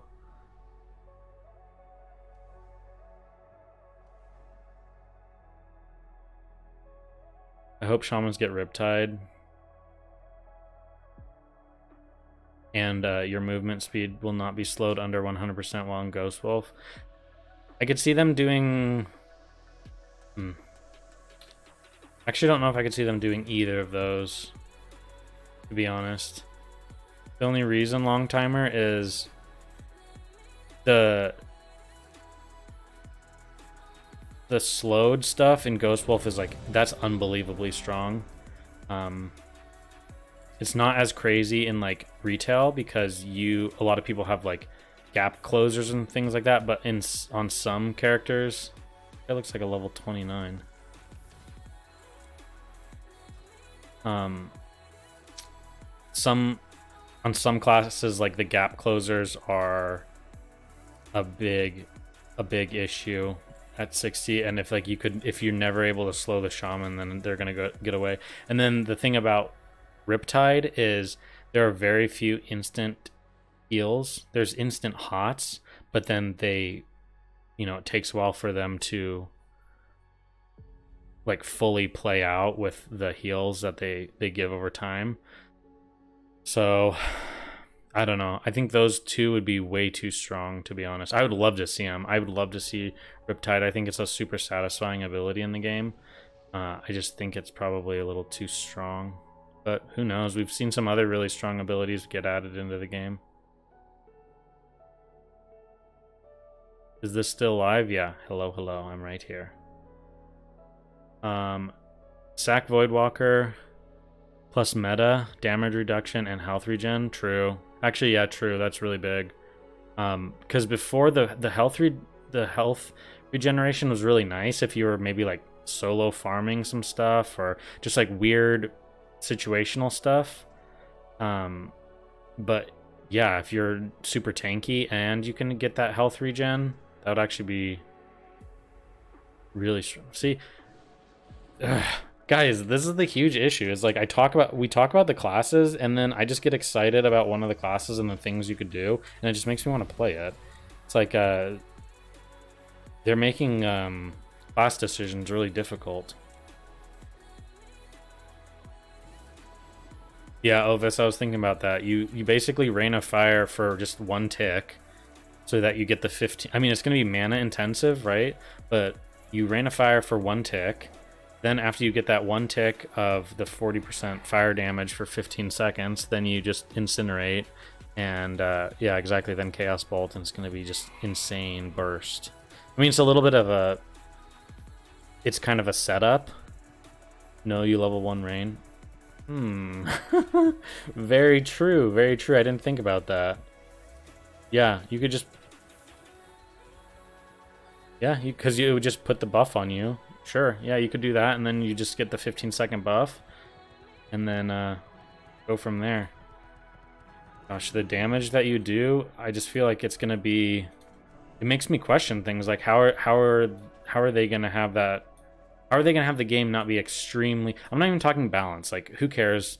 It's classic WoW. We all understand that some classes are super unbalanced. Like, hey, I'm a Ellie Shaman. I can one-shot people in the game right now. So what's different about someone one-shotting someone with a Chaos Bolt? It's not really that big of a difference. However, I just think that they're gonna have to do something at max level to kind of help scale the gear and the damage, because right now, with the abilities and talents we have in Classic, at level 60 you can basically one-shot people, right?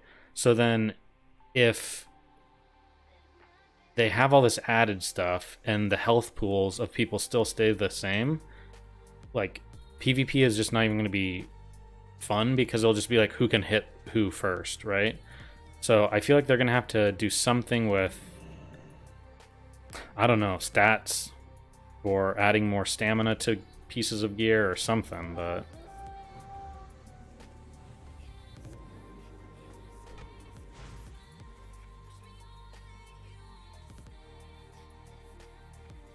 Yeah, if everyone can just one-shot people, yeah, exactly. It's just gonna be, it's gonna turn PvP into like unbalanced and weird like it is now, but it's still at least fun. Whereas then it'll just be like, I don't know, just someone trying to hit the person faster than the other person. This, I've always thought that the Hunter dungeon set, the 0.5 stuff, looks so cool.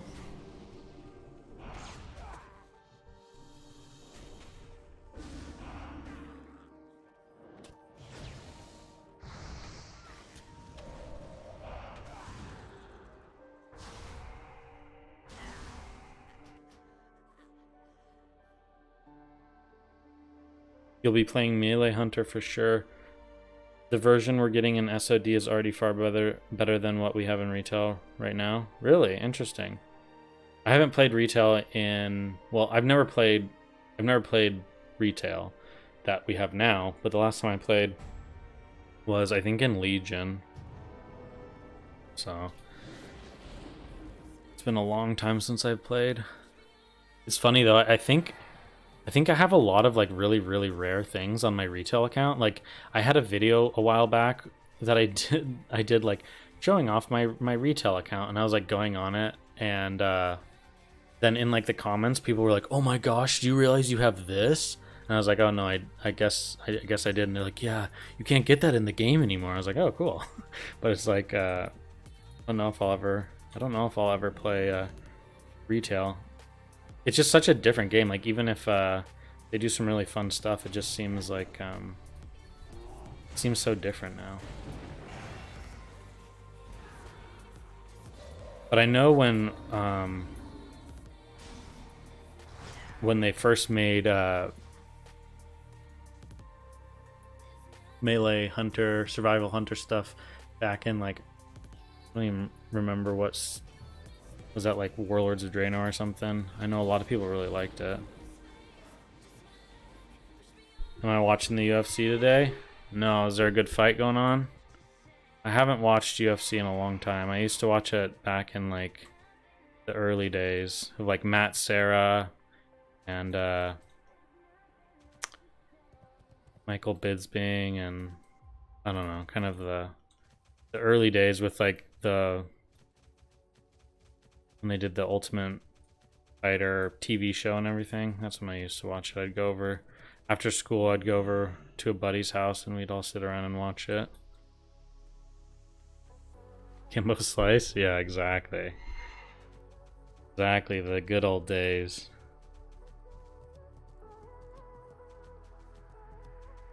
Sad that guy died. He had like a heart attack or something, right?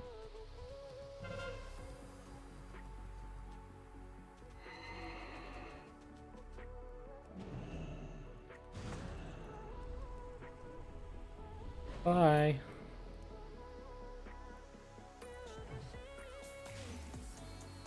With Wrath free, we should have enough mana, then burst with Star Surge. Yeah, I mean, like, I think the cool thing about what I've seen with balanced druids is I think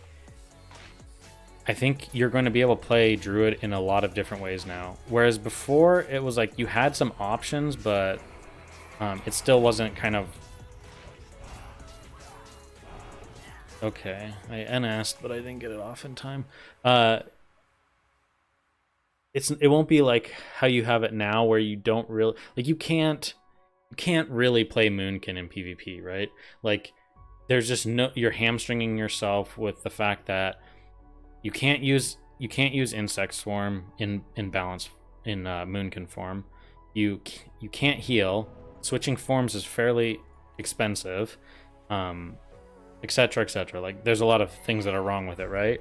And then you pretty much have to go and get NS for some survival stuff, and then you're ending up just playing kind of like a hybrid build. Whereas I think with the stuff that they're gonna do with balance, it seems like you're gonna have a lot more. You're gonna have quite a few more abilities to kind of choose from to play with, and then also you still will be able to be like more of a kind of like a stronger balance build, or you could go like a full Moonkin DPS, and we haven't even seen the things that are coming at like the later levels. I'm excited to see what they do with Moonkin later.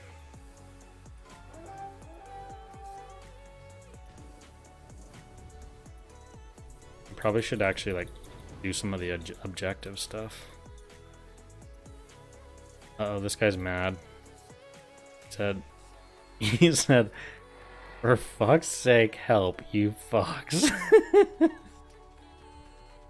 Okay, I'm sorry, dude. Run free. You're dead. You're so dead here.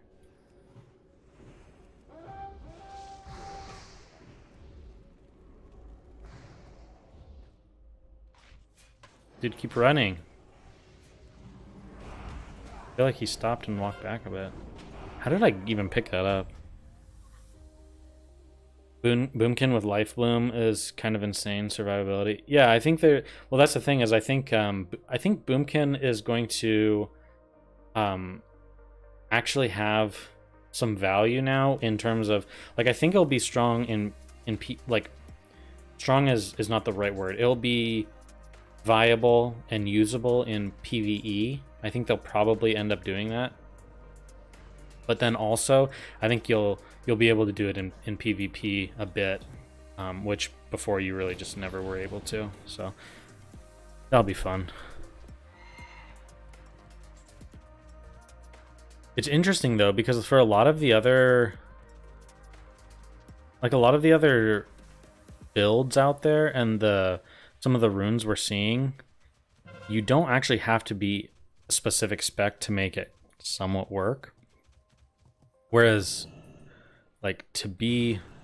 So it's like, will you be able to do well with a balanced druid not playing balanced spec, you know? Like...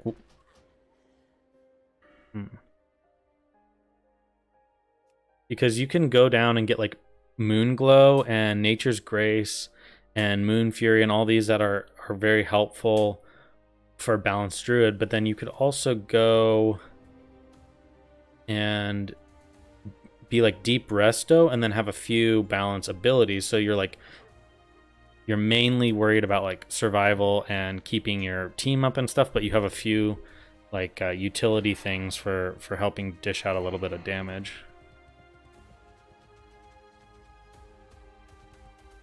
I would say relax. The raid will be easy because classes will be really OP.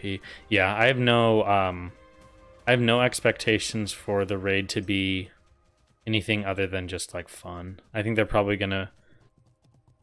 just make it pretty simple. Probably have some fun little gimmicky mechanics, kind of like we've seen, and just try and get as many people into it as they can. If they make a raid that's like difficult at level 25, I feel like people will just get frustrated and be like, what am I doing? Like, why am I like, if this is how the game's gonna be or if this is how hard it is at 25, why would I keep bothering playing blah blah blah at like the higher levels? So why do I feel like this rogue is always like right on me no matter where I go? No matter where I go. Do you think there will actually be the need for a Priebus prior to BFD? No, I think most people like... I think if... Let's put it this way. If you like boosted / quested to level 25 and you're in like quest green items from like several levels lower, yeah, you probably should get a few pieces. But if you did like if you did a few like dungeon runs on your way up, or you did like a Wailing Caverns and got like your quest staff as like a druid, or you got your Wingblade as a rogue or something like that, I think if you have a few of those basic pieces that pretty much everyone can get fairly easily, then no, I don't think it's going to be an issue. I'm out of grenades. How many rogues does this team have? Probably should actually run a trinket for that. Okay, let's focus and win.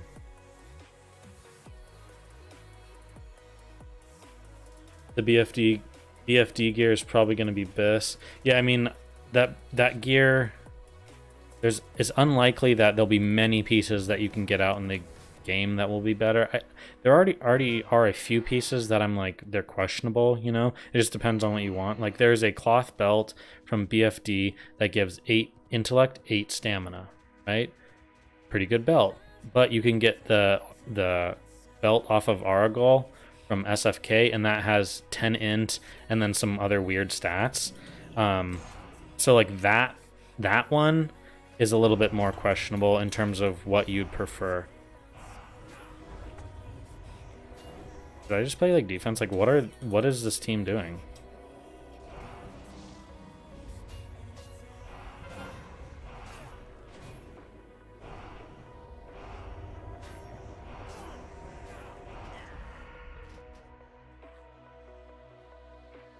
Not having battleground targets is tilting you. I know a lot of people use that add-on.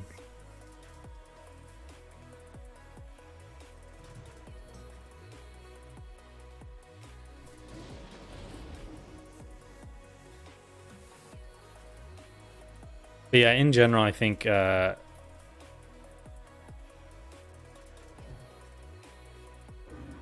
mage is really annoying. He's a good player, but he's like anytime I do battlegrounds, he's very good at like peeling people and whatnot, so it's just sheeps for days anytime he's around.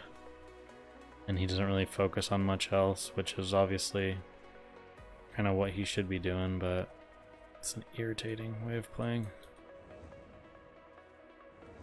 I keep trying to like go and throw a grenade and I don't have any.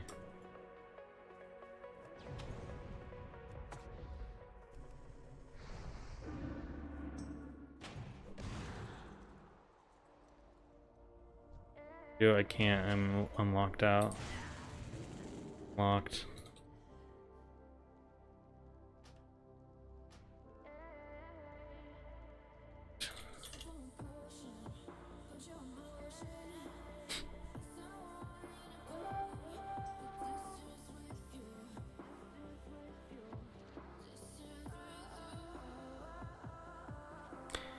Is it the same gear from current BFD, just enhanced or completely? No, it's like completely new gear. I haven't recognized a single piece. In terms of even the names, even all the names are new and stuff. So we will have to wait and see kind of on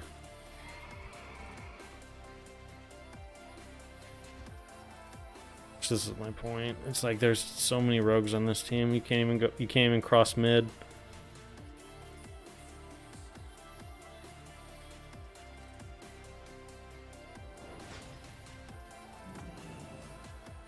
Thanks for getting me out of the sap, I guess.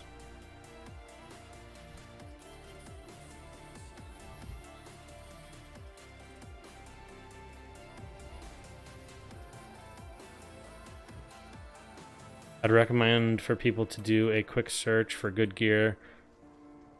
Yeah, I mean, my suggestion, honestly, is just use 60 upgrades / SOD, or use like the gear planner on Wowhead. I think some people like that one, but you can pretty quickly, like especially on Horde side, there's so many quest items that are stronger than most like BOE blues that you'll get from like the world or the auction house. So pretty strong quest stuff. And the thing is, a lot like the quests are for higher level stuff, so you won't be able to solo it, but there's gonna be so many people that also want those items that they'll just help you with the quest.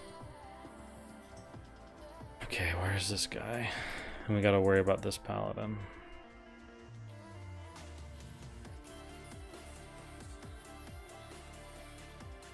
A lot of your spirit gear is from quests. Yeah, I noticed that. Exactly, there's like there's definitely a lot of options for people.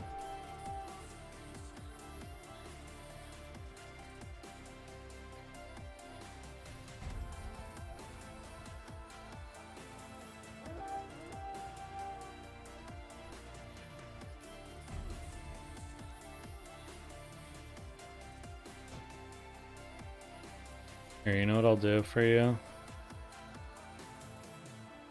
Let's do this real fast.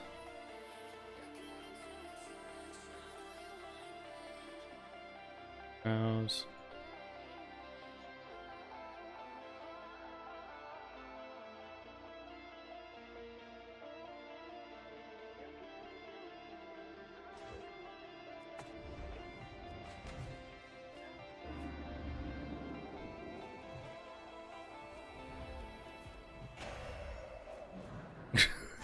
This is my point, there's just rogues everywhere.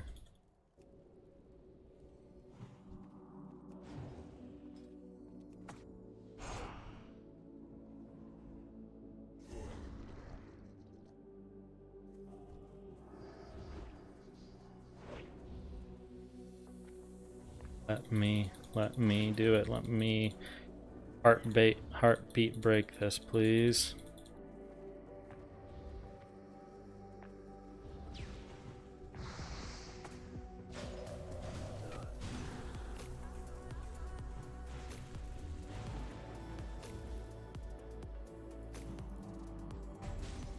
That.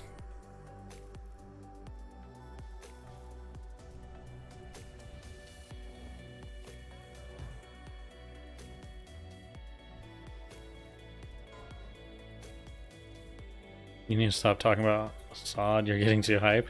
Yeah, it's story of my life, man. It just like slowly consumes you. Okay, here, let me reload.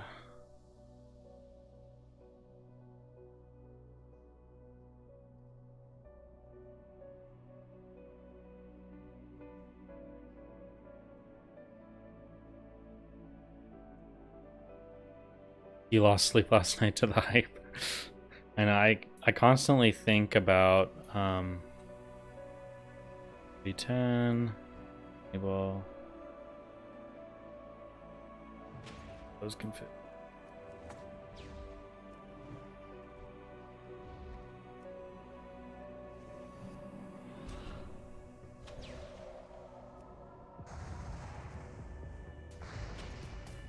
What?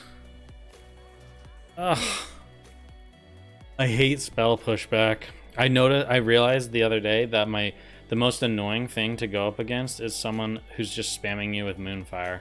It's like I'm just sitting there trying to cast like lesser healing wave, and then someone's like Moonfiring me, and it's just constantly like pushing back my my spell cast. And since it's not physical damage, I don't get the focus casting proc.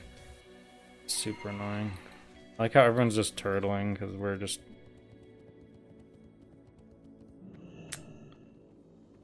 They have so many rogues. How many rogues do they have? 3, I think. 3, yeah. Need to put this. I had it off for AV.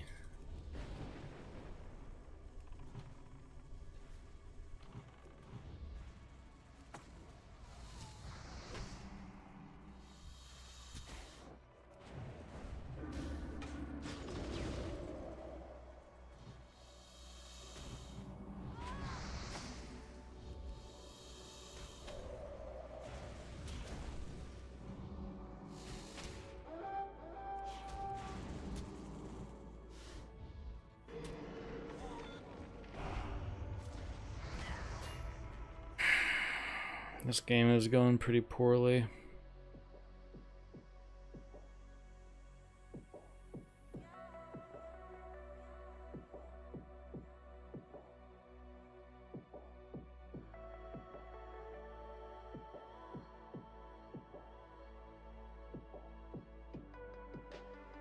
I think at 25, Feral Druids will be really good flag runners at 25, but then I think Shamans will be pretty good too if you go Imp Ghost Wolf. Like, you'll still have to cast Ghost Wolf, obviously, but just 1 second cast won't be too bad.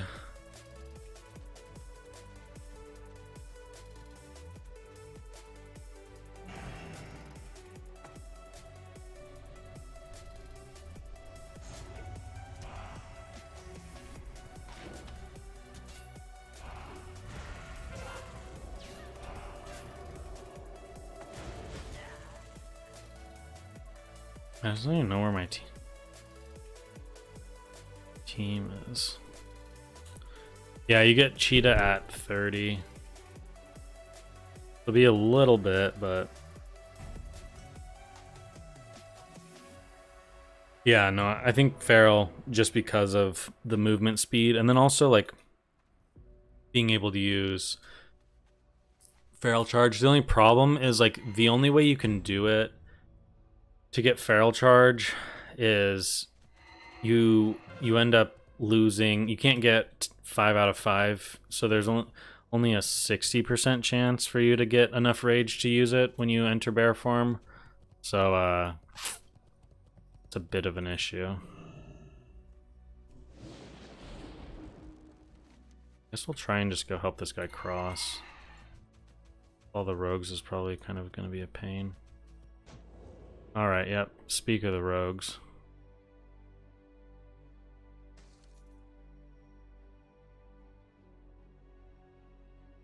No, I think he'll be... I think Feral will be probably the strong... Probably... I don't know. Do I... It's going to be really strong, right? However, the nice thing about shamans is they have the ability to get that increased health pool while staying in Ghost Wolf and everything, whereas druids, to get that increased health pool, need to be in bear. So you're either choosing to be in bear and go slower, or feral or cat form and go and move faster, but you can't really get... Ooh. Rounded all that damage.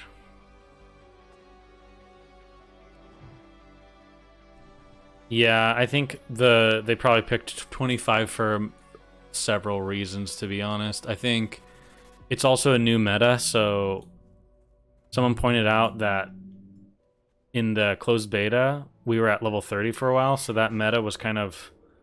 Bro, these rogues. The meta was kind of already thought out, so it was just a little bit...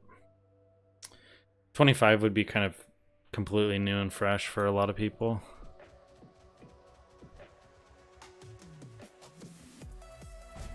Druids have more survivability. Yeah, I mean, like, having hots and everything is going to be really nice. They'll have a lot for sure. I'd say...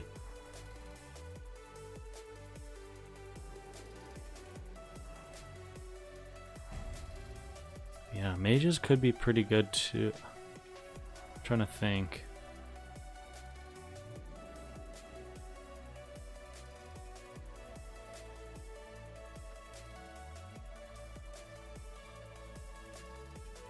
Renewal, I think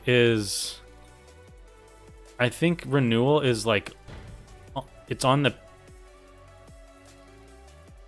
client, like in the back end. They data mined it, but I don't know if it's going to be a rune that you can get at 25. So it might not be available at 25. The rune for renewal could be, but we'll have to see.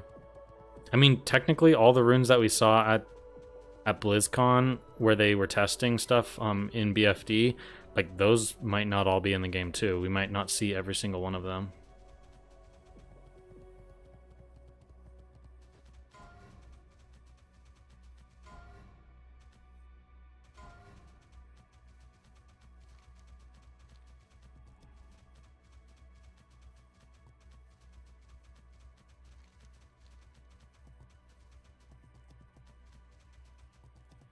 Downing a druid plus healer in enemy base is going to be harder than downing a sham healer in enemy base, you think? I don't know. I don't know. With the shield that you can get on a shaman, so a shaman can have more armor than a bear druid with that shield, and then you have shield specialization, which can give you greater, like, it gives you armor every time you block, and it's stacking. And then you have the rune that is giving you 30% more base HP. I think shaman is actually going to be stronger than a druid, like in a stationary flag room situation. I think where Druid shines is just probably being able to cross mid a little bit more effectively, but maybe not even with that, because shamans will still have like slowing, all their like slowing totems and shocks and everything like that. So I don't know. It'll be interesting to see how it all plays out. But I just think that, I think because you now have like Shaman as a dedicated tank, they have some pretty strong, they're going to have some pretty strong survivability. And Druid still has those, but it definitely closes the gap in terms of who's going to be better. And I just think that that shield is so good for Shamans at that level that it might be the difference maker.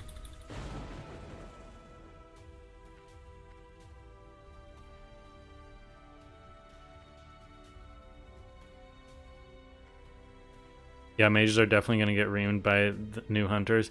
Yeah, I think mages at 25 are going to be like either a glass cannon build where they're just doing some crazy arcane stuff, or they are just waiting for 40 basically to get some of their better frost talents, is kind of how I see it.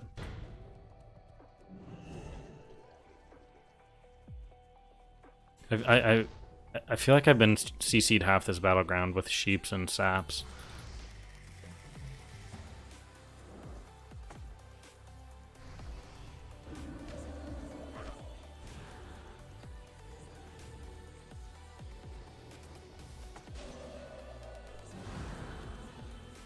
I swear, mage. It's like, I have no problem with the mage class having a CC or even having a blanket counterspell with like the talented stuff, but it's so crazy that if you get locked by a mage, it's just, you can't cast for 10 seconds. It's so long. Like, see? Oh, 10 seconds. I guess I'll play a little bit later.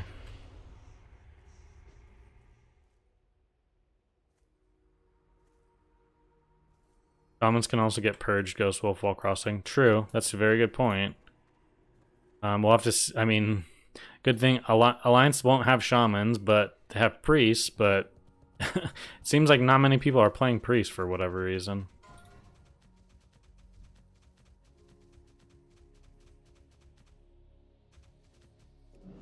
Why are we doing math in this game? It seems hard. If doing math on the fly in this battleground is the win condition, I don't think we're things aren't looking good.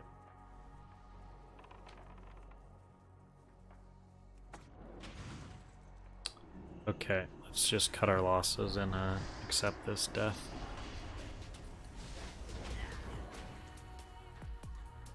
If druids are bis, I think it's because survival of the fittest. Yeah, I mean that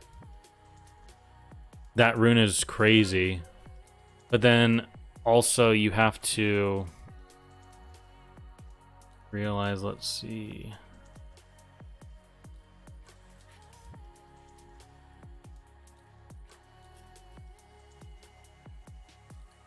Let me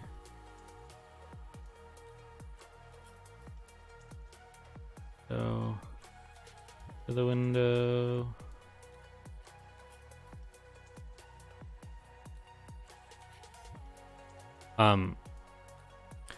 For feral, like survival of the fittest,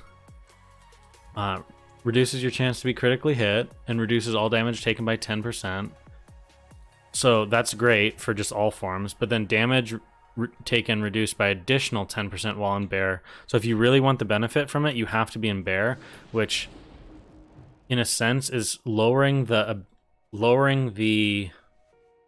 your overall ability to play your class. So if you're just stuck in bear, you only have a certain amount of abilities. Whereas like with a shaman, when they are playing with a shield or whatever, like they have access to their full toolkit.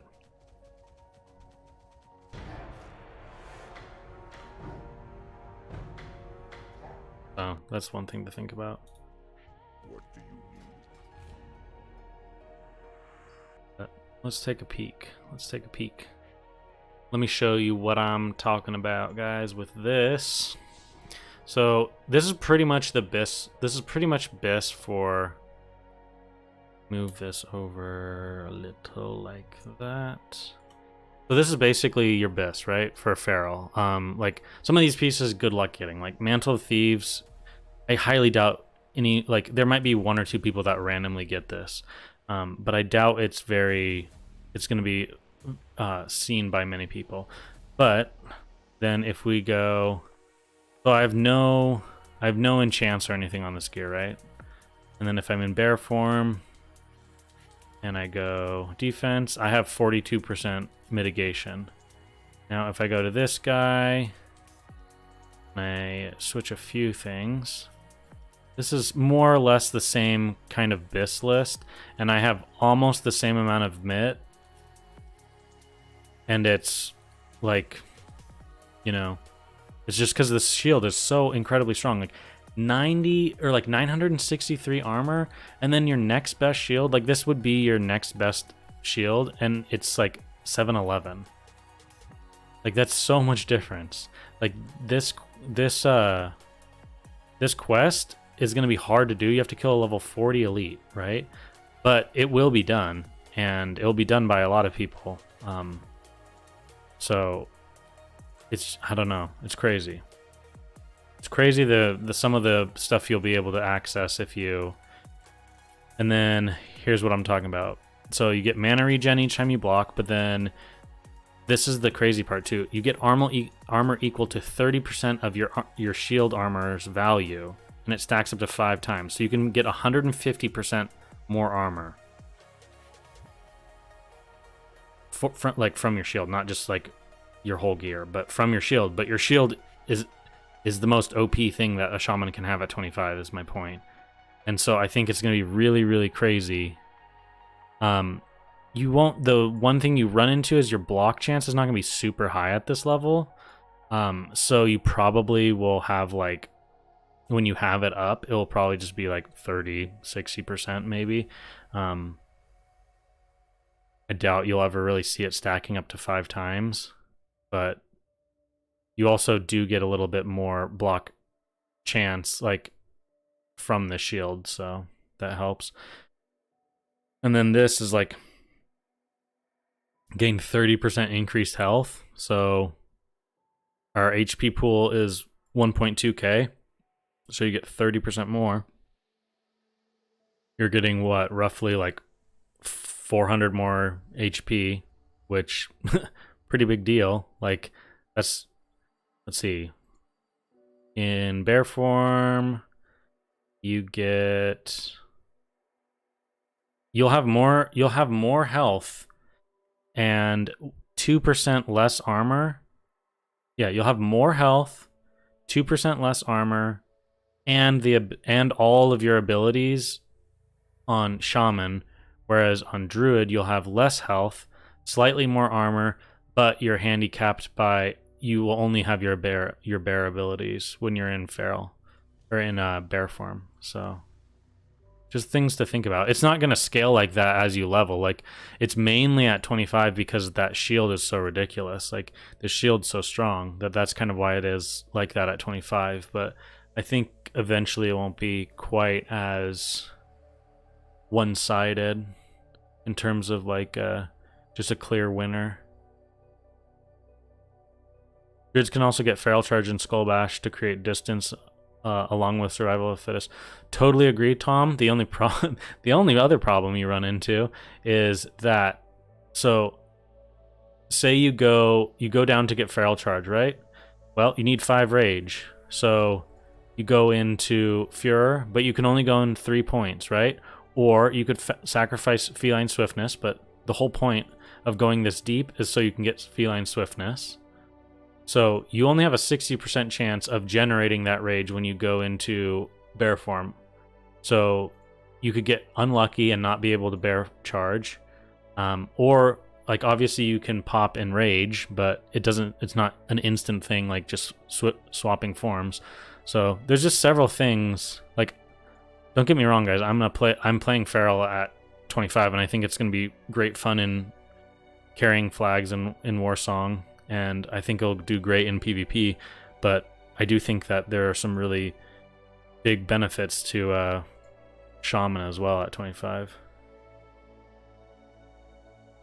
I wonder if Earth Shield crits if you can get the 25% armor. Oh, from the talent? That's a good question, actually. Because it says all heals, right?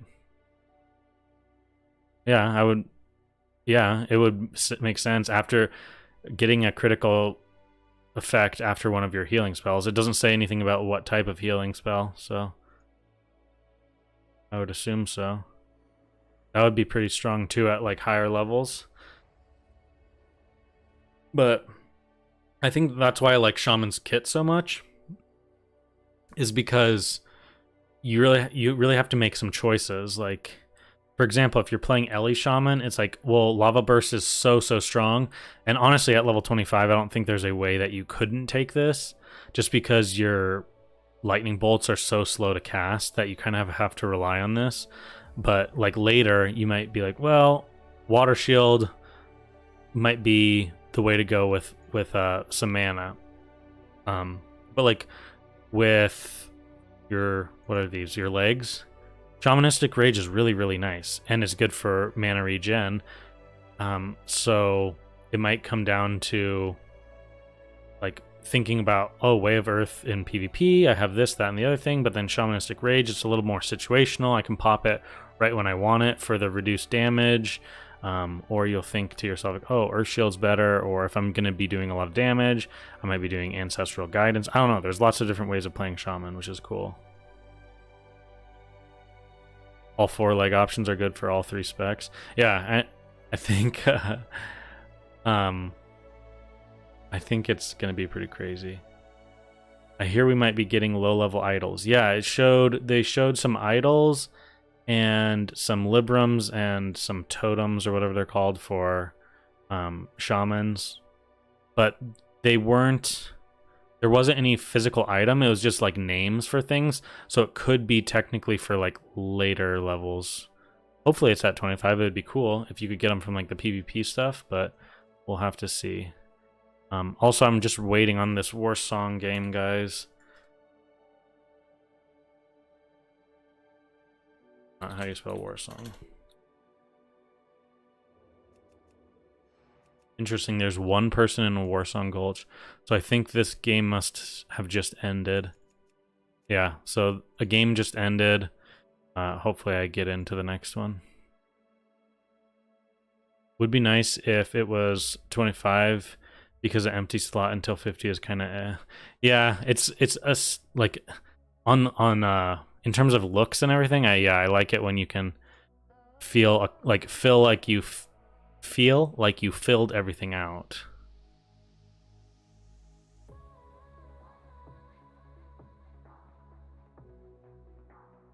But yeah, I've read mixed. Okay, we got a game. Perfect. I've read mixed things on this headpiece.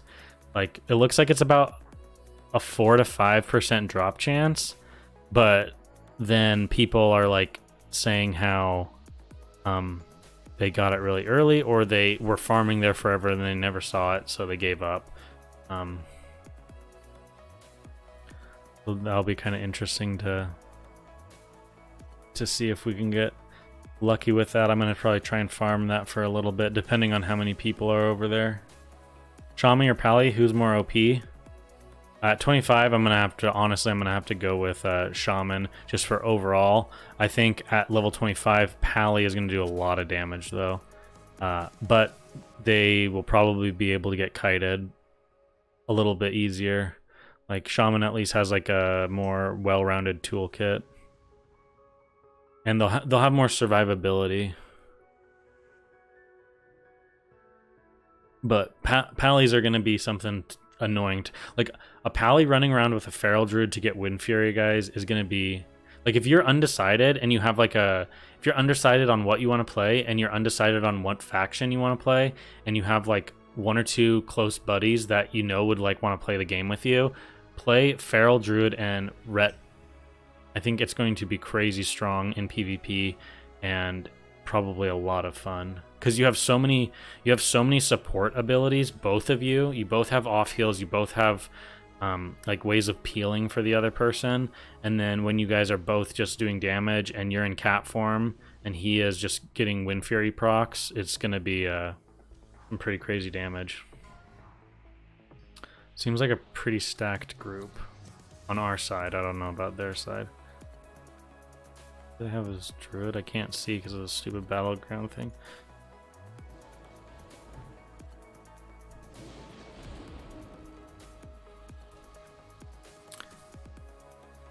Yeah, the headpiece on Alliance, it'd be hard. You'd have to buy it off neutral auction house. My recommendation for that would just be to get the goggles from engineering. Also, like, we've seen some stuff about headpieces from like PvP stuff, like Warsong Gulch and everything. It's probably like you'll probably end up just wanting to use one of those anyways, so.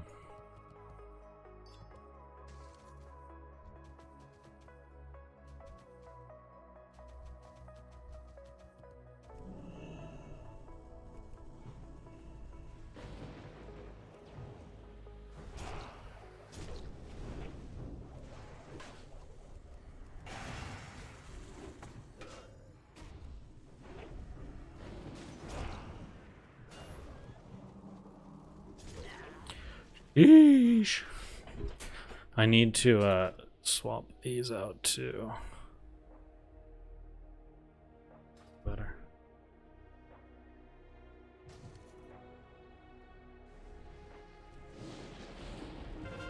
Yeah, there might be more options. There's a lot of changes, but I'm fairly excited.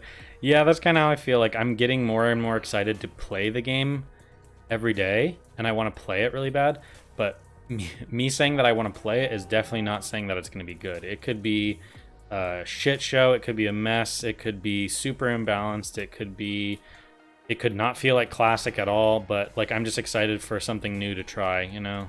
I'm just happy that they're making a lot of big changes, and we'll see how it ends up playing. But regardless, it'll be some fun gameplay for a while.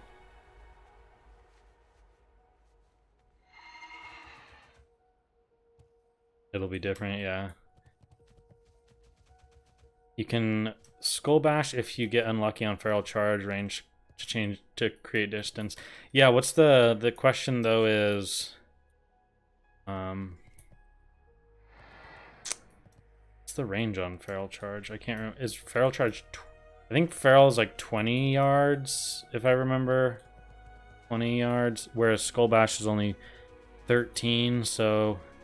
And Skull Bash, we don't know if it has a rage cost associated with it. I'd assume that it... Well, actually, I don't know. I was going to say I assume it doesn't, but I don't know why I would assume that. Like, Pummel has a rage cost. Like, all the other kicks and stuff in the game have an energy cost, so I could see it having a cost associated with it. Good thing I'm playing Horde and won't have to fight Shamans. Yeah. I think they'll be pretty challenging at level 25.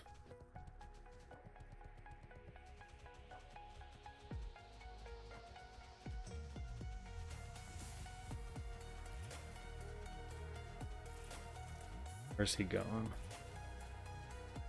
If we go in there, it's a death trap right there.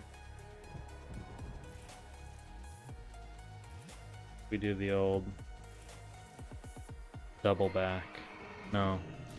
Wrong choice.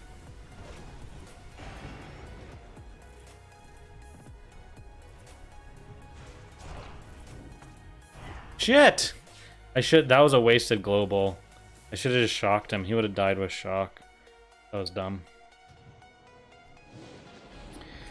That's what happens when you have a Might of Menethil warrior in your face. Could Shamans be better FCs at 25? Yeah, we were just talking about that a second ago. I think it will be close. I think it really just depends on the player. Like, if you're someone who's really, really good at Shamans, like you've played Shaman a lot and you've never played Druid, then Shaman is going to be a better flag carrier for you, right? Whereas if you're pretty skilled at both, I think it's kind of going to be a wash. So I would just like I wouldn't play a level like a level 25 shaman or druid just to flag carry, because I think either will be good. So I think you just play whichever one is whatever one you enjoy like overall as a class. Just wait.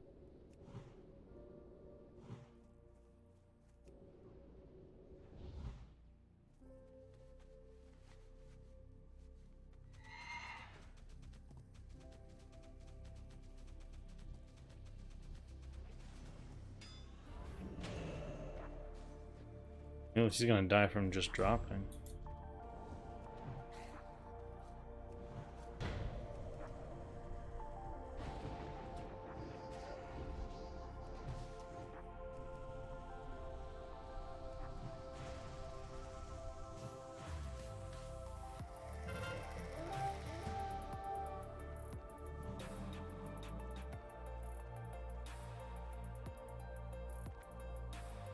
I'm curious too to see how many players decide, because even with the weapon changes to like, I feel like orc is still probably, I mean, yeah, I feel like orc is still probably better. I mean, you might be able to make a case for troll for like berserking, attack speed, threat gen kind of stuff, but you also could already make that case now for like warrior tanks.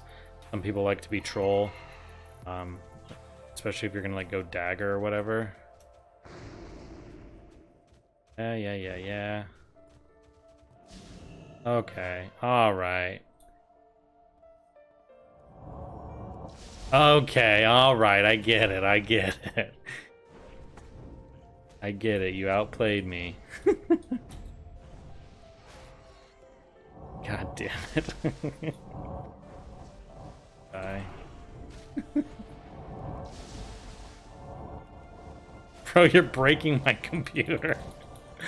My fucking graphics card's overheating.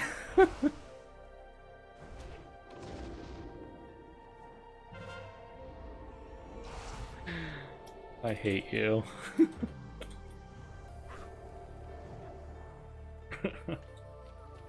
Oh shit, that was actually hilarious.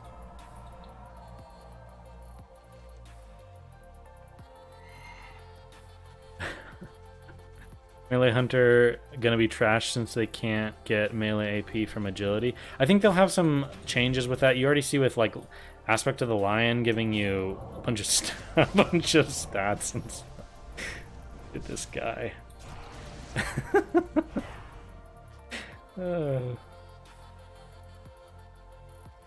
yeah, I mean, I think Melee Hunter will. I think they'll balance things if needed. Like if Melee Hunter is doing terrible, they'll probably give some runes that help him out.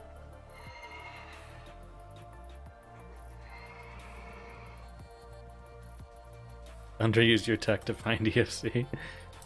Yeah, target them and then throw or shoot the thing on. That's like a holiday thing, right? Isn't it like a wand thing or lunar festival thing?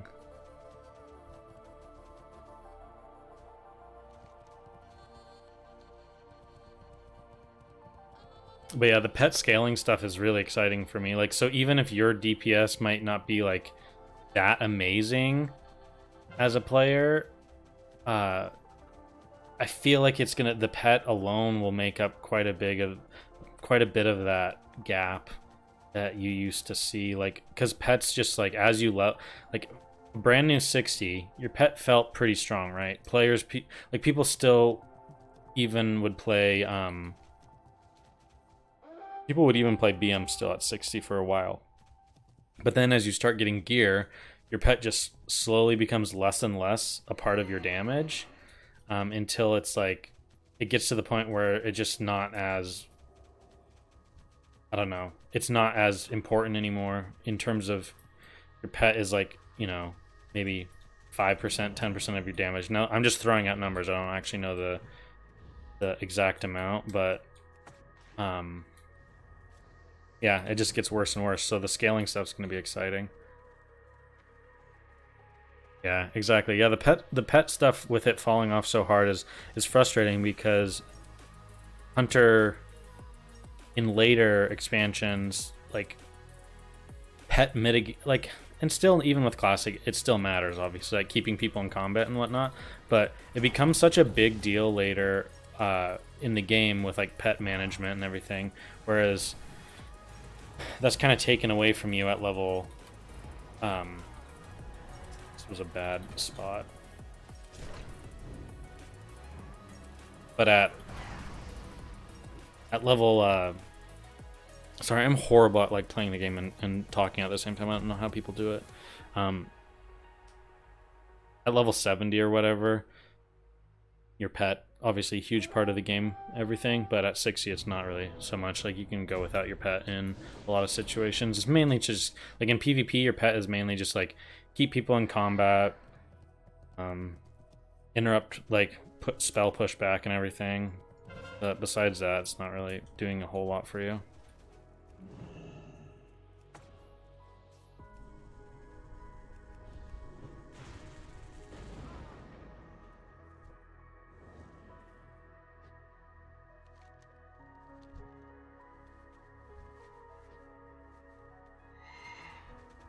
Do we help this guy cross? He has a priest with him. We're gonna probably just try and sit on this FC.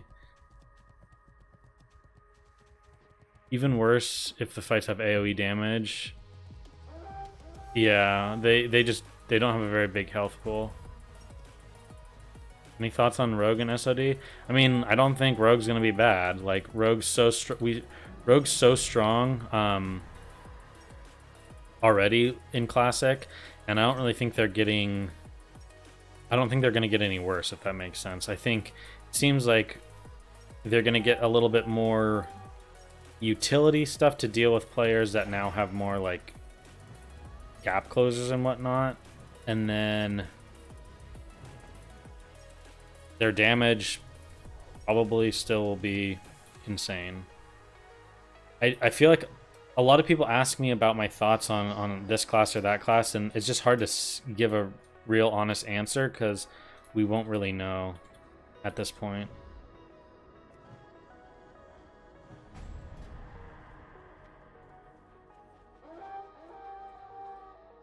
The new poison spec, yeah, I'm curious to see the different kinds. Like a lot of they're giving classes a lot of different ways to play in a way, and I'm wondering if they're going to kind of work towards this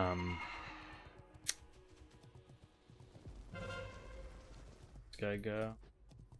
I'm wondering if they're going to work towards giving rogues a little bit more like unique play styles, because you can say that dagger rogue plays different than like a hemo spec rogue, which sure, but it's not the same really. This guy's wearing all his.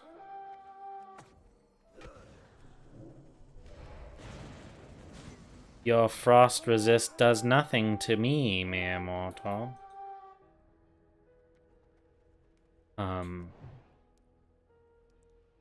So yeah, rogues with some different, like, we'll have to see with their tanking stuff, but it'll be interesting to see if you can have a little cross play with the tanking runes into PvP, because like right now with Shaman and Druid, some of the runes out there are like obviously for a tank, right? However, you can use them on different class or on different specs in PvP if you want to be a little bit more like have a little more survival. So it'll be interesting to see if rogues have a little bit of that. Like if they sacrifice some maybe of their damage and their burst, and they have a little bit more survival.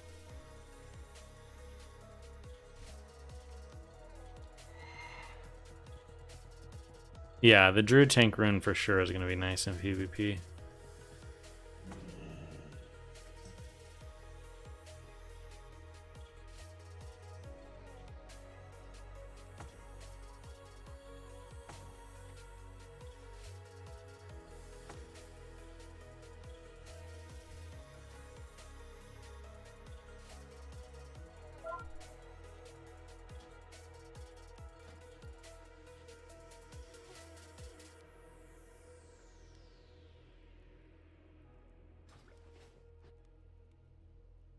That Warsong helm that's 11% reduced damage.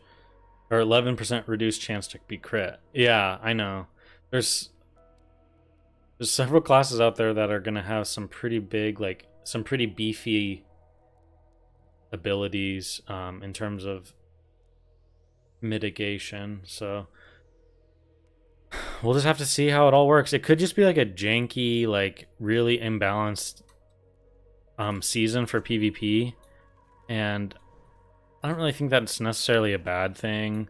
There's like, you can't say that Druid really has a fair shot against several classes in the game. You know, like Warlock, Shadow Priest, those are like the big standouts. But then like Rogue's very, very hard for Druid. Basically, like Druid has a lot of hard counters, and other classes have hard counters with, you know, other classes. Very, very rock, paper, scissors in vanilla. So I don't really think the balance thing is a big deal. I just hope that other classes still like want to play and feel like their class is like usable in a way. Wow, did that guy... Oh my gosh, he survived with like 1 health. I think it's worth chasing. Oh, maybe not. Drop.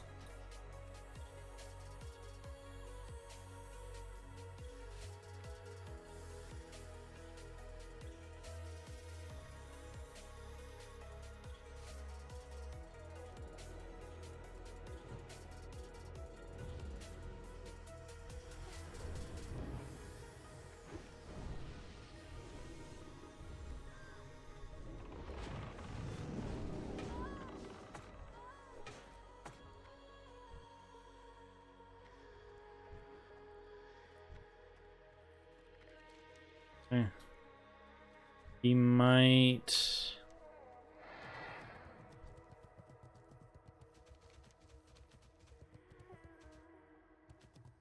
Okay, he's right here.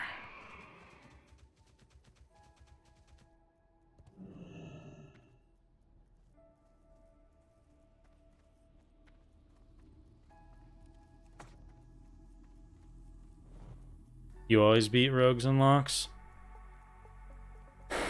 That's well, actually you make a good point. Like a lot of times you'll beat a warlock in as a druid because they're not the right spec. But like if a warlock's actually spec'd to PvP, then they're very hard to beat. Like most are just like a rating spec, and then it's not too bad. But when they're actually like SL or like affliction, it's just really hard for a druid to do anything.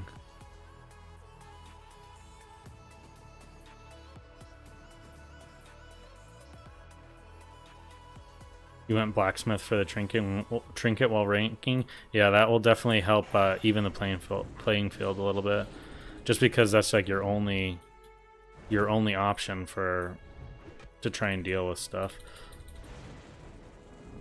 To try and deal with there. Ooh, a proc.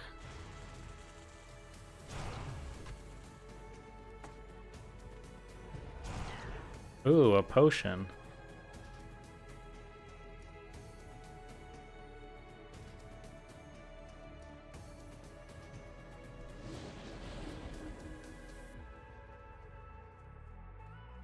Yeah, I mean, outgearing people obviously helps a lot.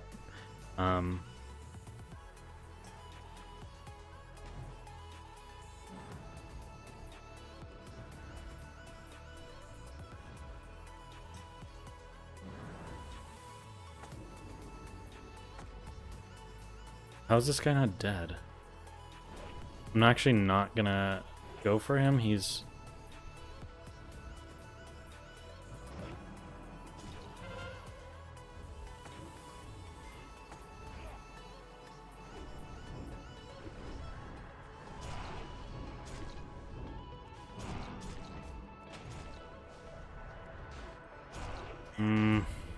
Sheesh. Honestly, that frost set, that frost set kind of making good sense against a frost mage now. Like, I could see it being kind of nice.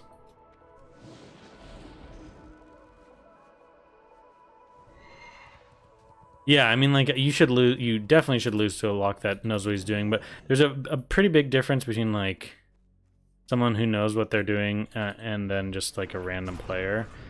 with a lot of classes. So,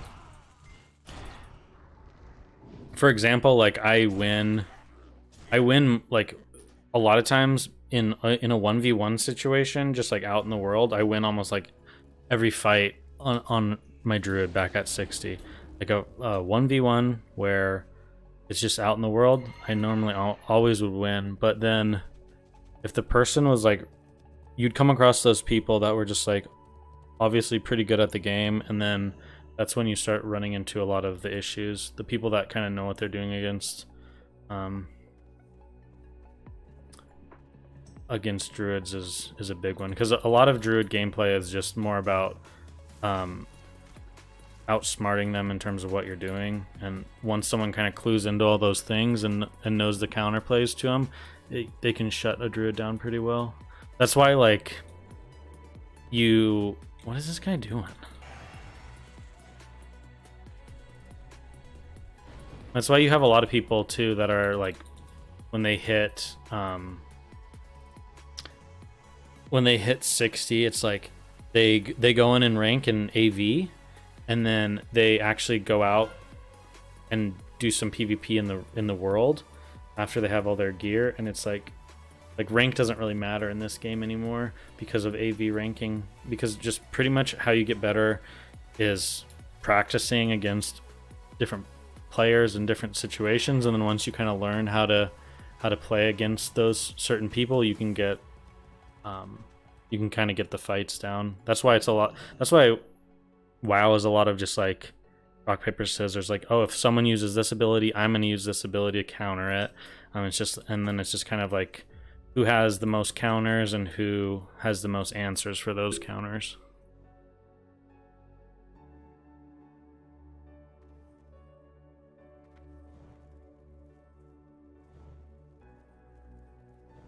Yeah, I mean, the honor rank definitely used to be a lot harder, Max.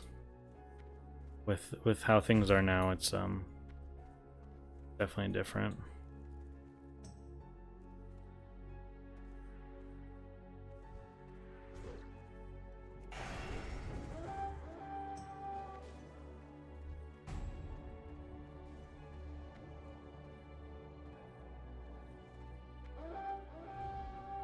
I don't know why someone would pick up the flag with like that close to death. I guess just stall it out a little, hope someone else comes. Yeah, it's sad that AV is just kind of the thing now. But you can't blame people for doing what's effective. I just wish that they made it a little bit more lucrative to do the other battlegrounds.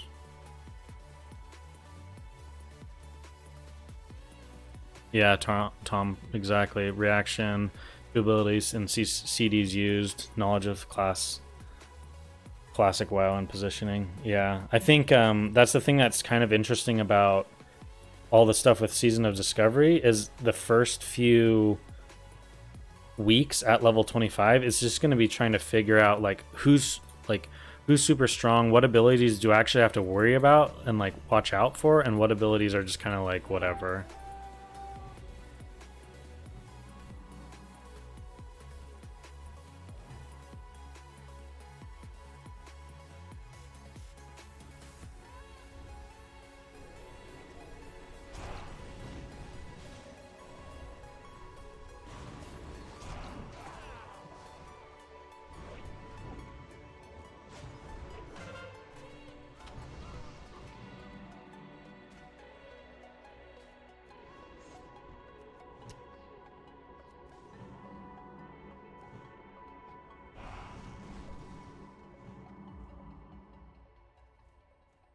They should really rebalance the honor gains. Yeah, and I think even if they don't balance them to where like I don't really actually care if AV is kind of the popular thing to do to grind. Like I really don't care. I just think the other ones should be close, and definitely the weekends should be. There's no reason that like Warsong Gulch weekend would still have you just the meta is just spamming AV. Like that is just really dumb in my opinion, and I would love to see them change that.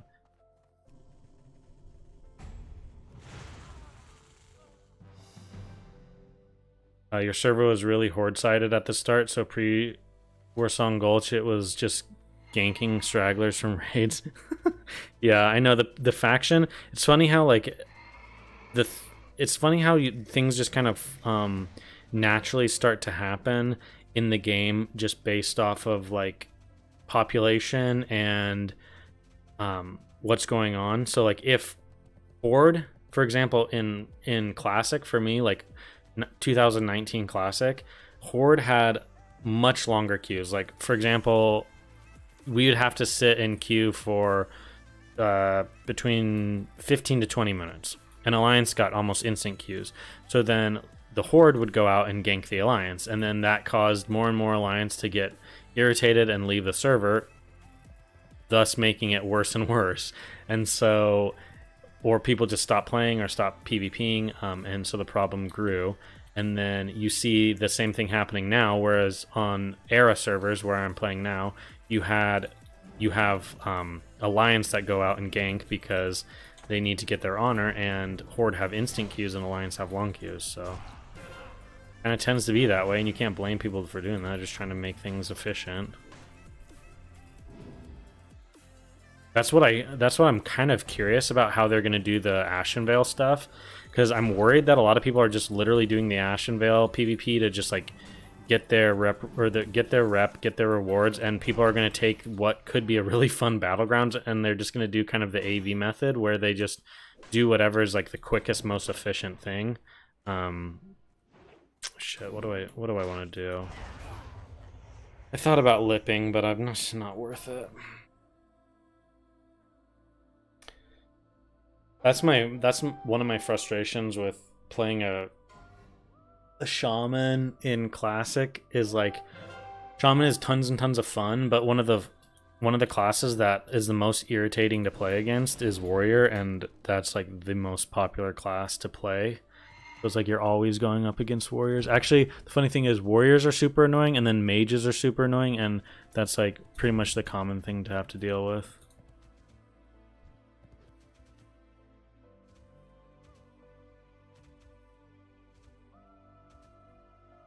You duo farmed with a rogue in their cities?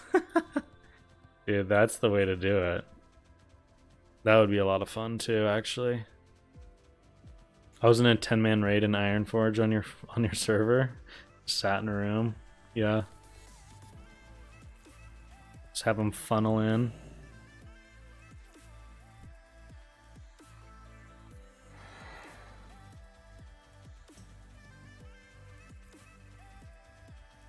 Alright, let's see if we can get this final cap 2-2.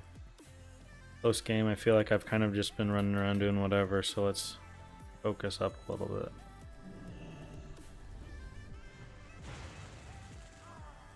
Okay, or get a 7-second fear.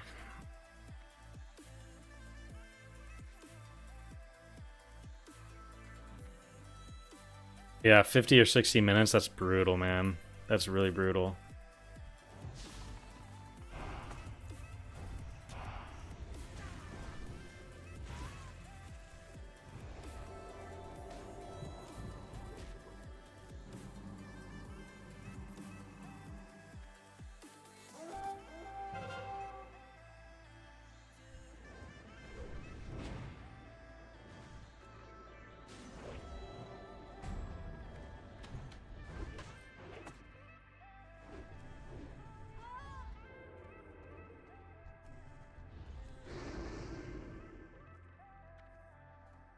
I think he was able to get out of there.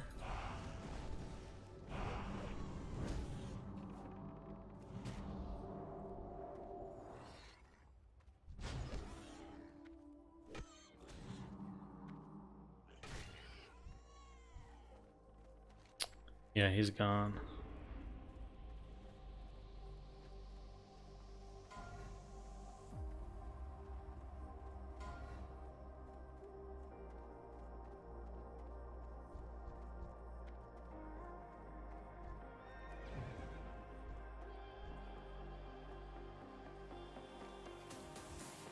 He might die. Oh, looks like it's okay for now.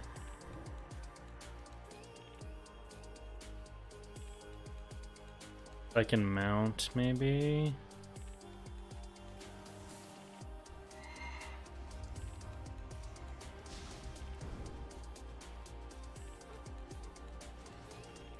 I have NS.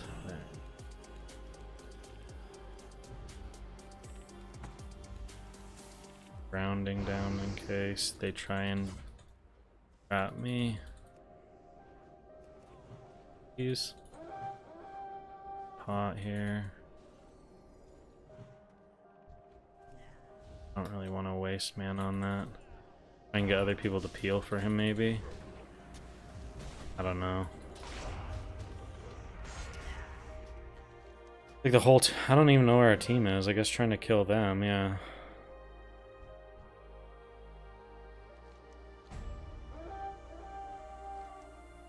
This has been one of those games. That's a problem too about like balancing the honor. Is like, well, I mean you can get turtles in AV too, but like sometimes Warsong Gulch games can go on for a long time.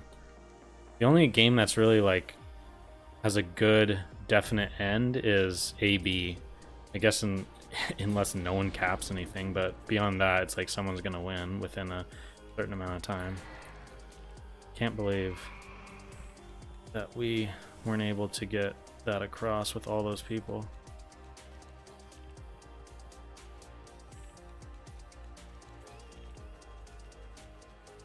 Yeah, no, it was kind of if you ran into those same pre-mades and everything, it was kind of you knew the people that you're just kind of falling over on. You know that you're not going to drag out a long game.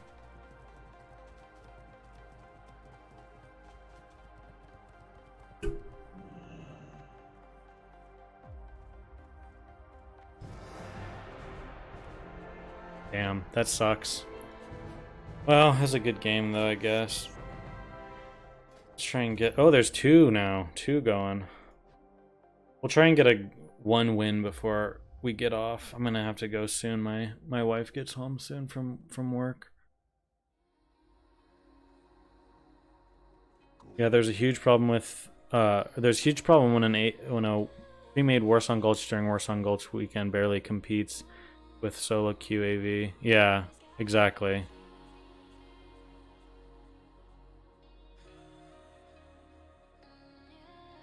And then the funny thing too is like because of the queue times, Horde would rather lose AV and just make the game fast, but Alliance would rather win but also maximize honor. So they're actually trying to like back cap and they're trying to farm HKs, basically anything that they can do to kind of slow everything down, get as much honor as possible. And it's just kind of funny to watch that and see how that kind of happens on its own. That's why I don't really think... I don't know, I don't really feel like Blizzard can do much about the Ashenvale stuff.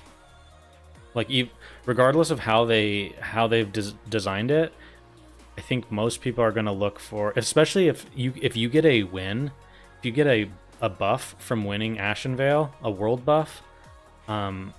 I feel like the first few weeks, people are going to be having fun in the zone, doing the objectives, seeing how it works, seeing how it plays. But as soon as a meta starts forming around it, there goes all the fun. It's funny how like gamers just go the easy route with things and kind of ruin the content for themselves, I guess, in a way.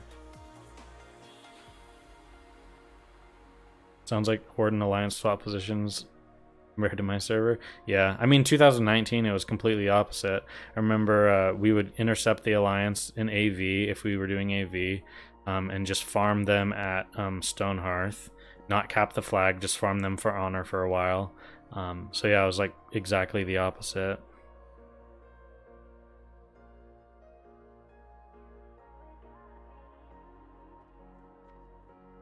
Time spent always outweighs fun. Yeah.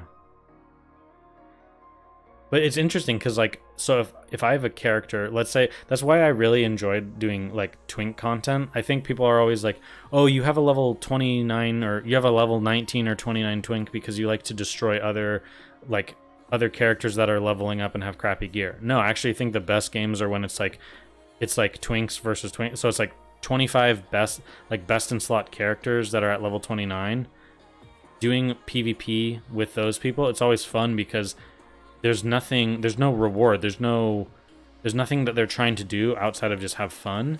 So the games end up being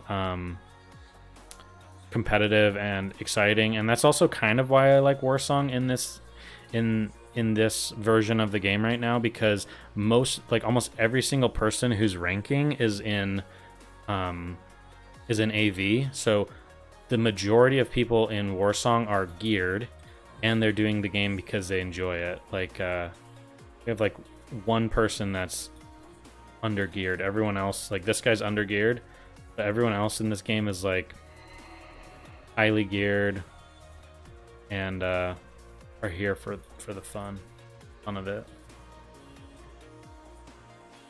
We did 19 full pre-mades. Yeah, that kind of stuff's fun. I like doing that.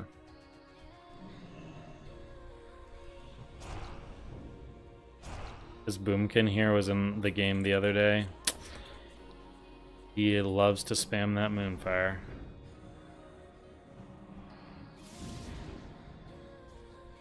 Let's drop Wind Fury for this warrior. Oh, Shaman warrior sees it. Let's delete this guy right now. No, he bubbles.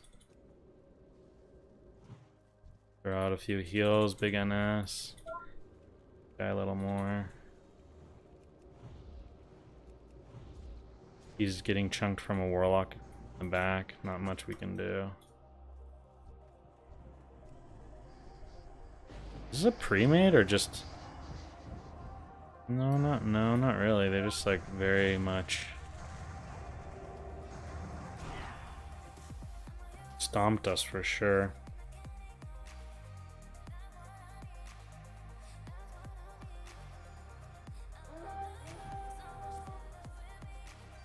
I think 25 bracket will be a bit of that. There's a lot of people that are like, what are we doing once we hit 25? True. Yeah, I do think that's why I was saying earlier that I hope that the Ashenvale stuff isn't like a very much of a grind. I hope the Ashenvale, like, I hope people are like pretty surprised with like how quickly they're able to get the Ashenvale PvP rewards. Maybe like a few days of playing the game, I think would be good. Like maybe 8 hours of time investment, because I think in general there'll be a lot of people that are like wanting to roll alts or whatever. There'll be a lot of people that are more casual at the lower levels, and I don't think that content at level 25 should be anything but just like people getting a feel for Season of Discovery and just having fun. Okay, why is it normally at least lets me click on people? Ouch. I think this is one of those games.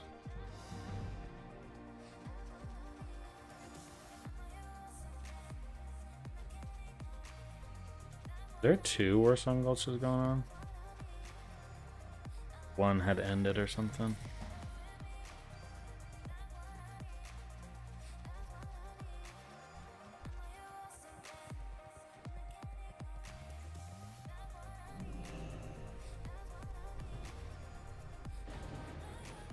They have so many holy. I think they have like 2 really geared holy pallies. This guy. This guy's name seems really familiar for some reason.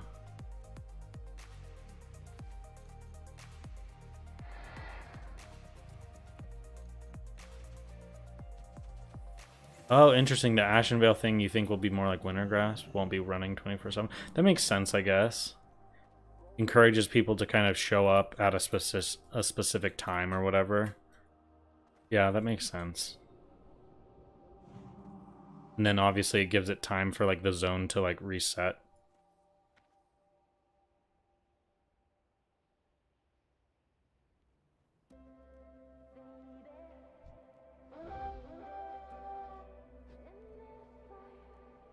The lag is gonna be real. Hopefully, I mean, hopefully they can work some stuff out to make it not too brutal, but there was sometimes in the beta when we were doing like World PvP and like Stranglethorn Vale or whatever, and it would be pretty brutal.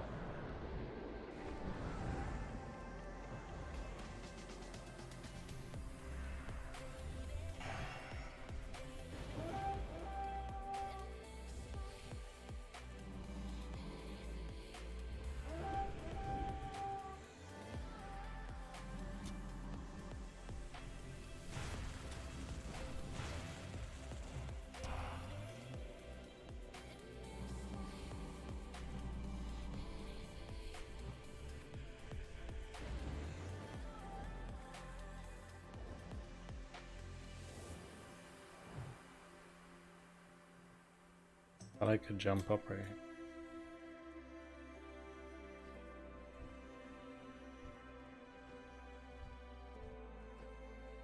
There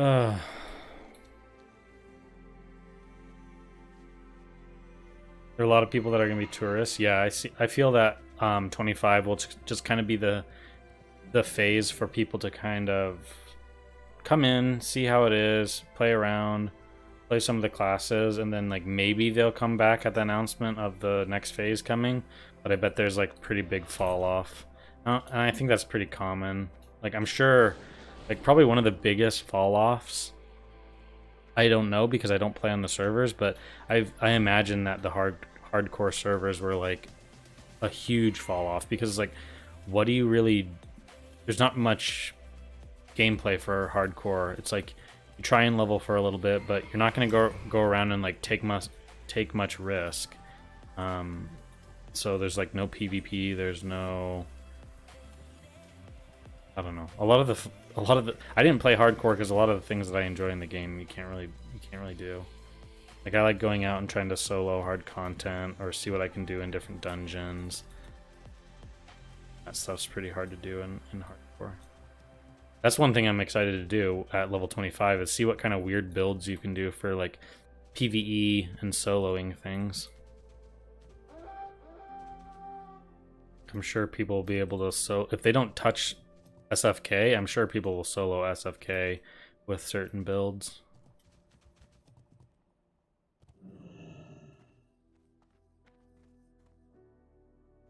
Sure, yeah. No, Aaron, I totally agree. I think that hardcore is a lot of fun for getting in there and just like calmly like leveling and just like enjoying the game for what it is, and kind of going slow with things, doing all your professions, kind of actually finishing up the different zones in the questing areas. But like at least for me personally, I played hardcore for a little while on the beta when they first released it, and I got to level 18 and then I jumped in the barrens and like one of the mobs froze me and I was frozen in the air and like it disconnected me instantly and I logged back in and I was dead and I was like, okay, well I guess I'm done. Like I was just like, I'm not gonna redo all that again. Like I commend all the people out there that are willing to do that, but for me it's like leveling is enjoyable in the aspect of me thinking about like end game and like like the process of building up your character and getting stronger and like being able to take on more, like difficult zones or move up in the world is what's fun about Classic. But like having to redo it again, it's just like I don't want to do that again. So props to the people that like it, but to me it's just too much. I'm actually surprised I was just like able to run across the field. Huh. I feel like I should just drop this flag though. It's 2-0. They've capped in like very quickly each time. We have 0 caps.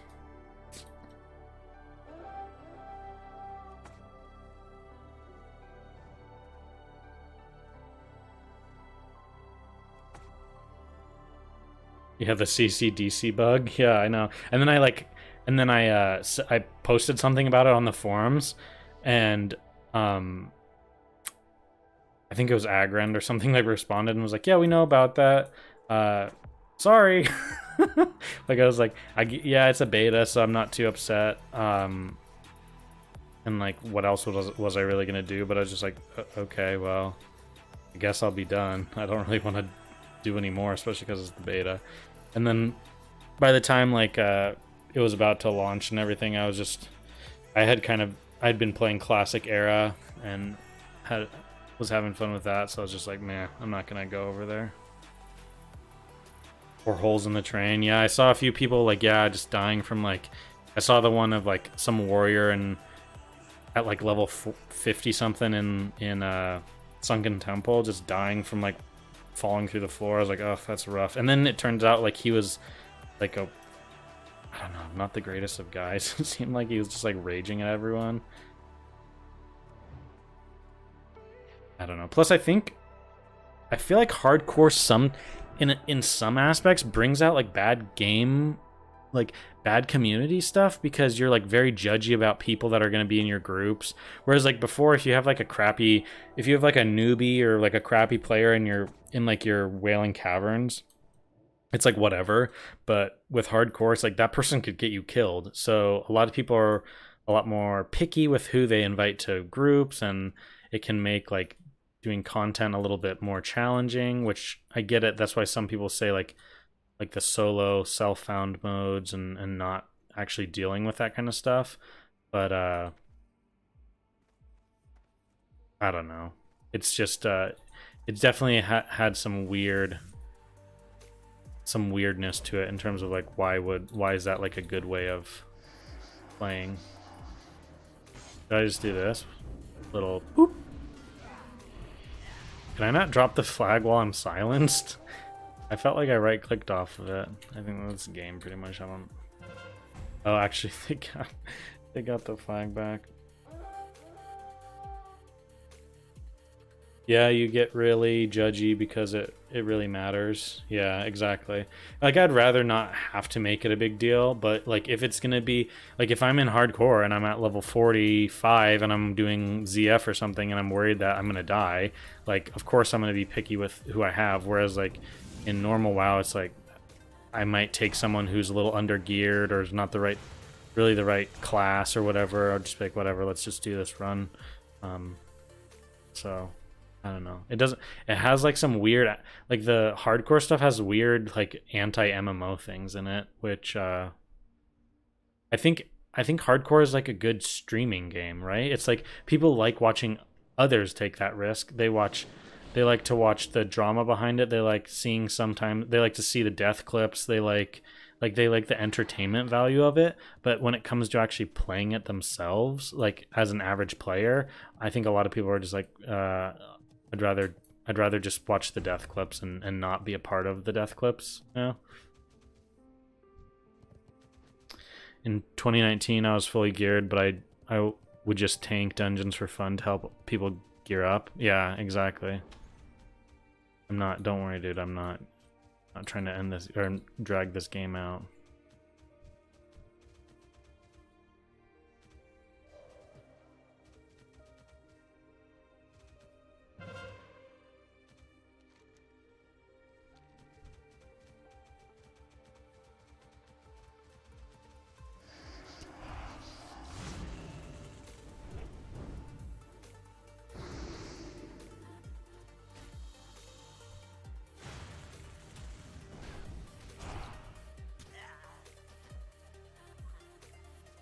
I think so. Level 30 in the beta was like extremely fun, right?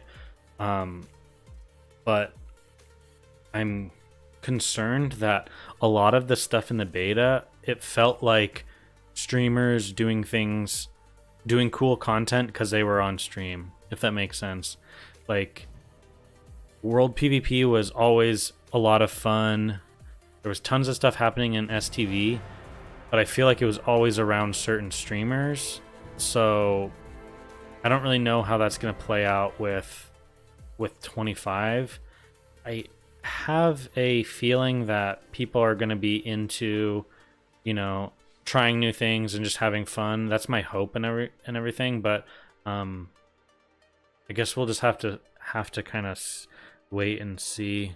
But it's frustrating because I will have like I'll have people that ask me for something. Like I saw there was like a guy wanting help getting through something the other day, and I was like, yeah, sure, I can come help. And then I went over there and helped him with it and helped him get his wand. And he was trying to pay me like 400 gold. I was like, no, dude, it's fine. Like, and he was like, no, let me pay you. And I was just saying, no, it's not a big it's not a big deal. I'm just trying to have fun. I'm like having fun in the game, you know. It was fun for me to do that content. But I feel that a lot of people who play the game now, it's just they play to check their things off their checkbox and get all their things done, and they want you to help them, but they're not really willing to help other people. So like for example in PvP, it's like someone will kill someone else, and in the zone they'll be like, there's this guy ganking me, will anyone come help me? And then no one wants to go and help that guy. But then as soon as another player gets ganked, they'll be like, dude, now he's ganking me, and now they'll team up and try and kill the guy. But until it becomes your problem, so many people are just like, whatever, like, oh, that sucks, dude. But I don't know. A lot of people play transactionally, yeah. What's your opinion on being able to change runes out of combat, similar to trinket swapping? I feel like it can be really OP for certain classes to swap abilities on the fly like that. Yeah, I think one of the first days that we were discussing everything, Zaki Poo, who's in here from time to time, he said like, oh well, you could just have a hunter shoot you from ranged. As soon as you get up close to him, he feign deaths, and that drops him out of combat, and then he equips melee hunter abilities, and now he's a melee hunter, and he kills you in melee range, right? So it's like the dropping combat thing is weird. I think there should be like a 30-second window between like dropping combat and being able to switch stuff out, if that makes sense. Like 30 seconds wouldn't make it annoying to the point where you're like, where people are like, oh, well, we gotta wait 5 minutes for our runes to swap out, so let's just log out and wait, you know. This way it's like pretty quick, so you could still do it in raids, but in PvP it wouldn't quite be as broken.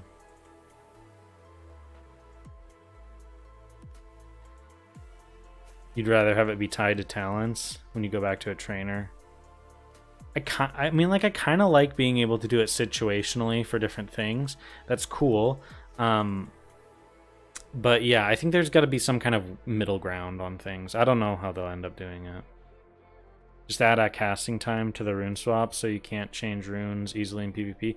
Yeah, true. That's one way you could do it. The only thing, though, is a mage could sheep you. You have a 30-second sheep.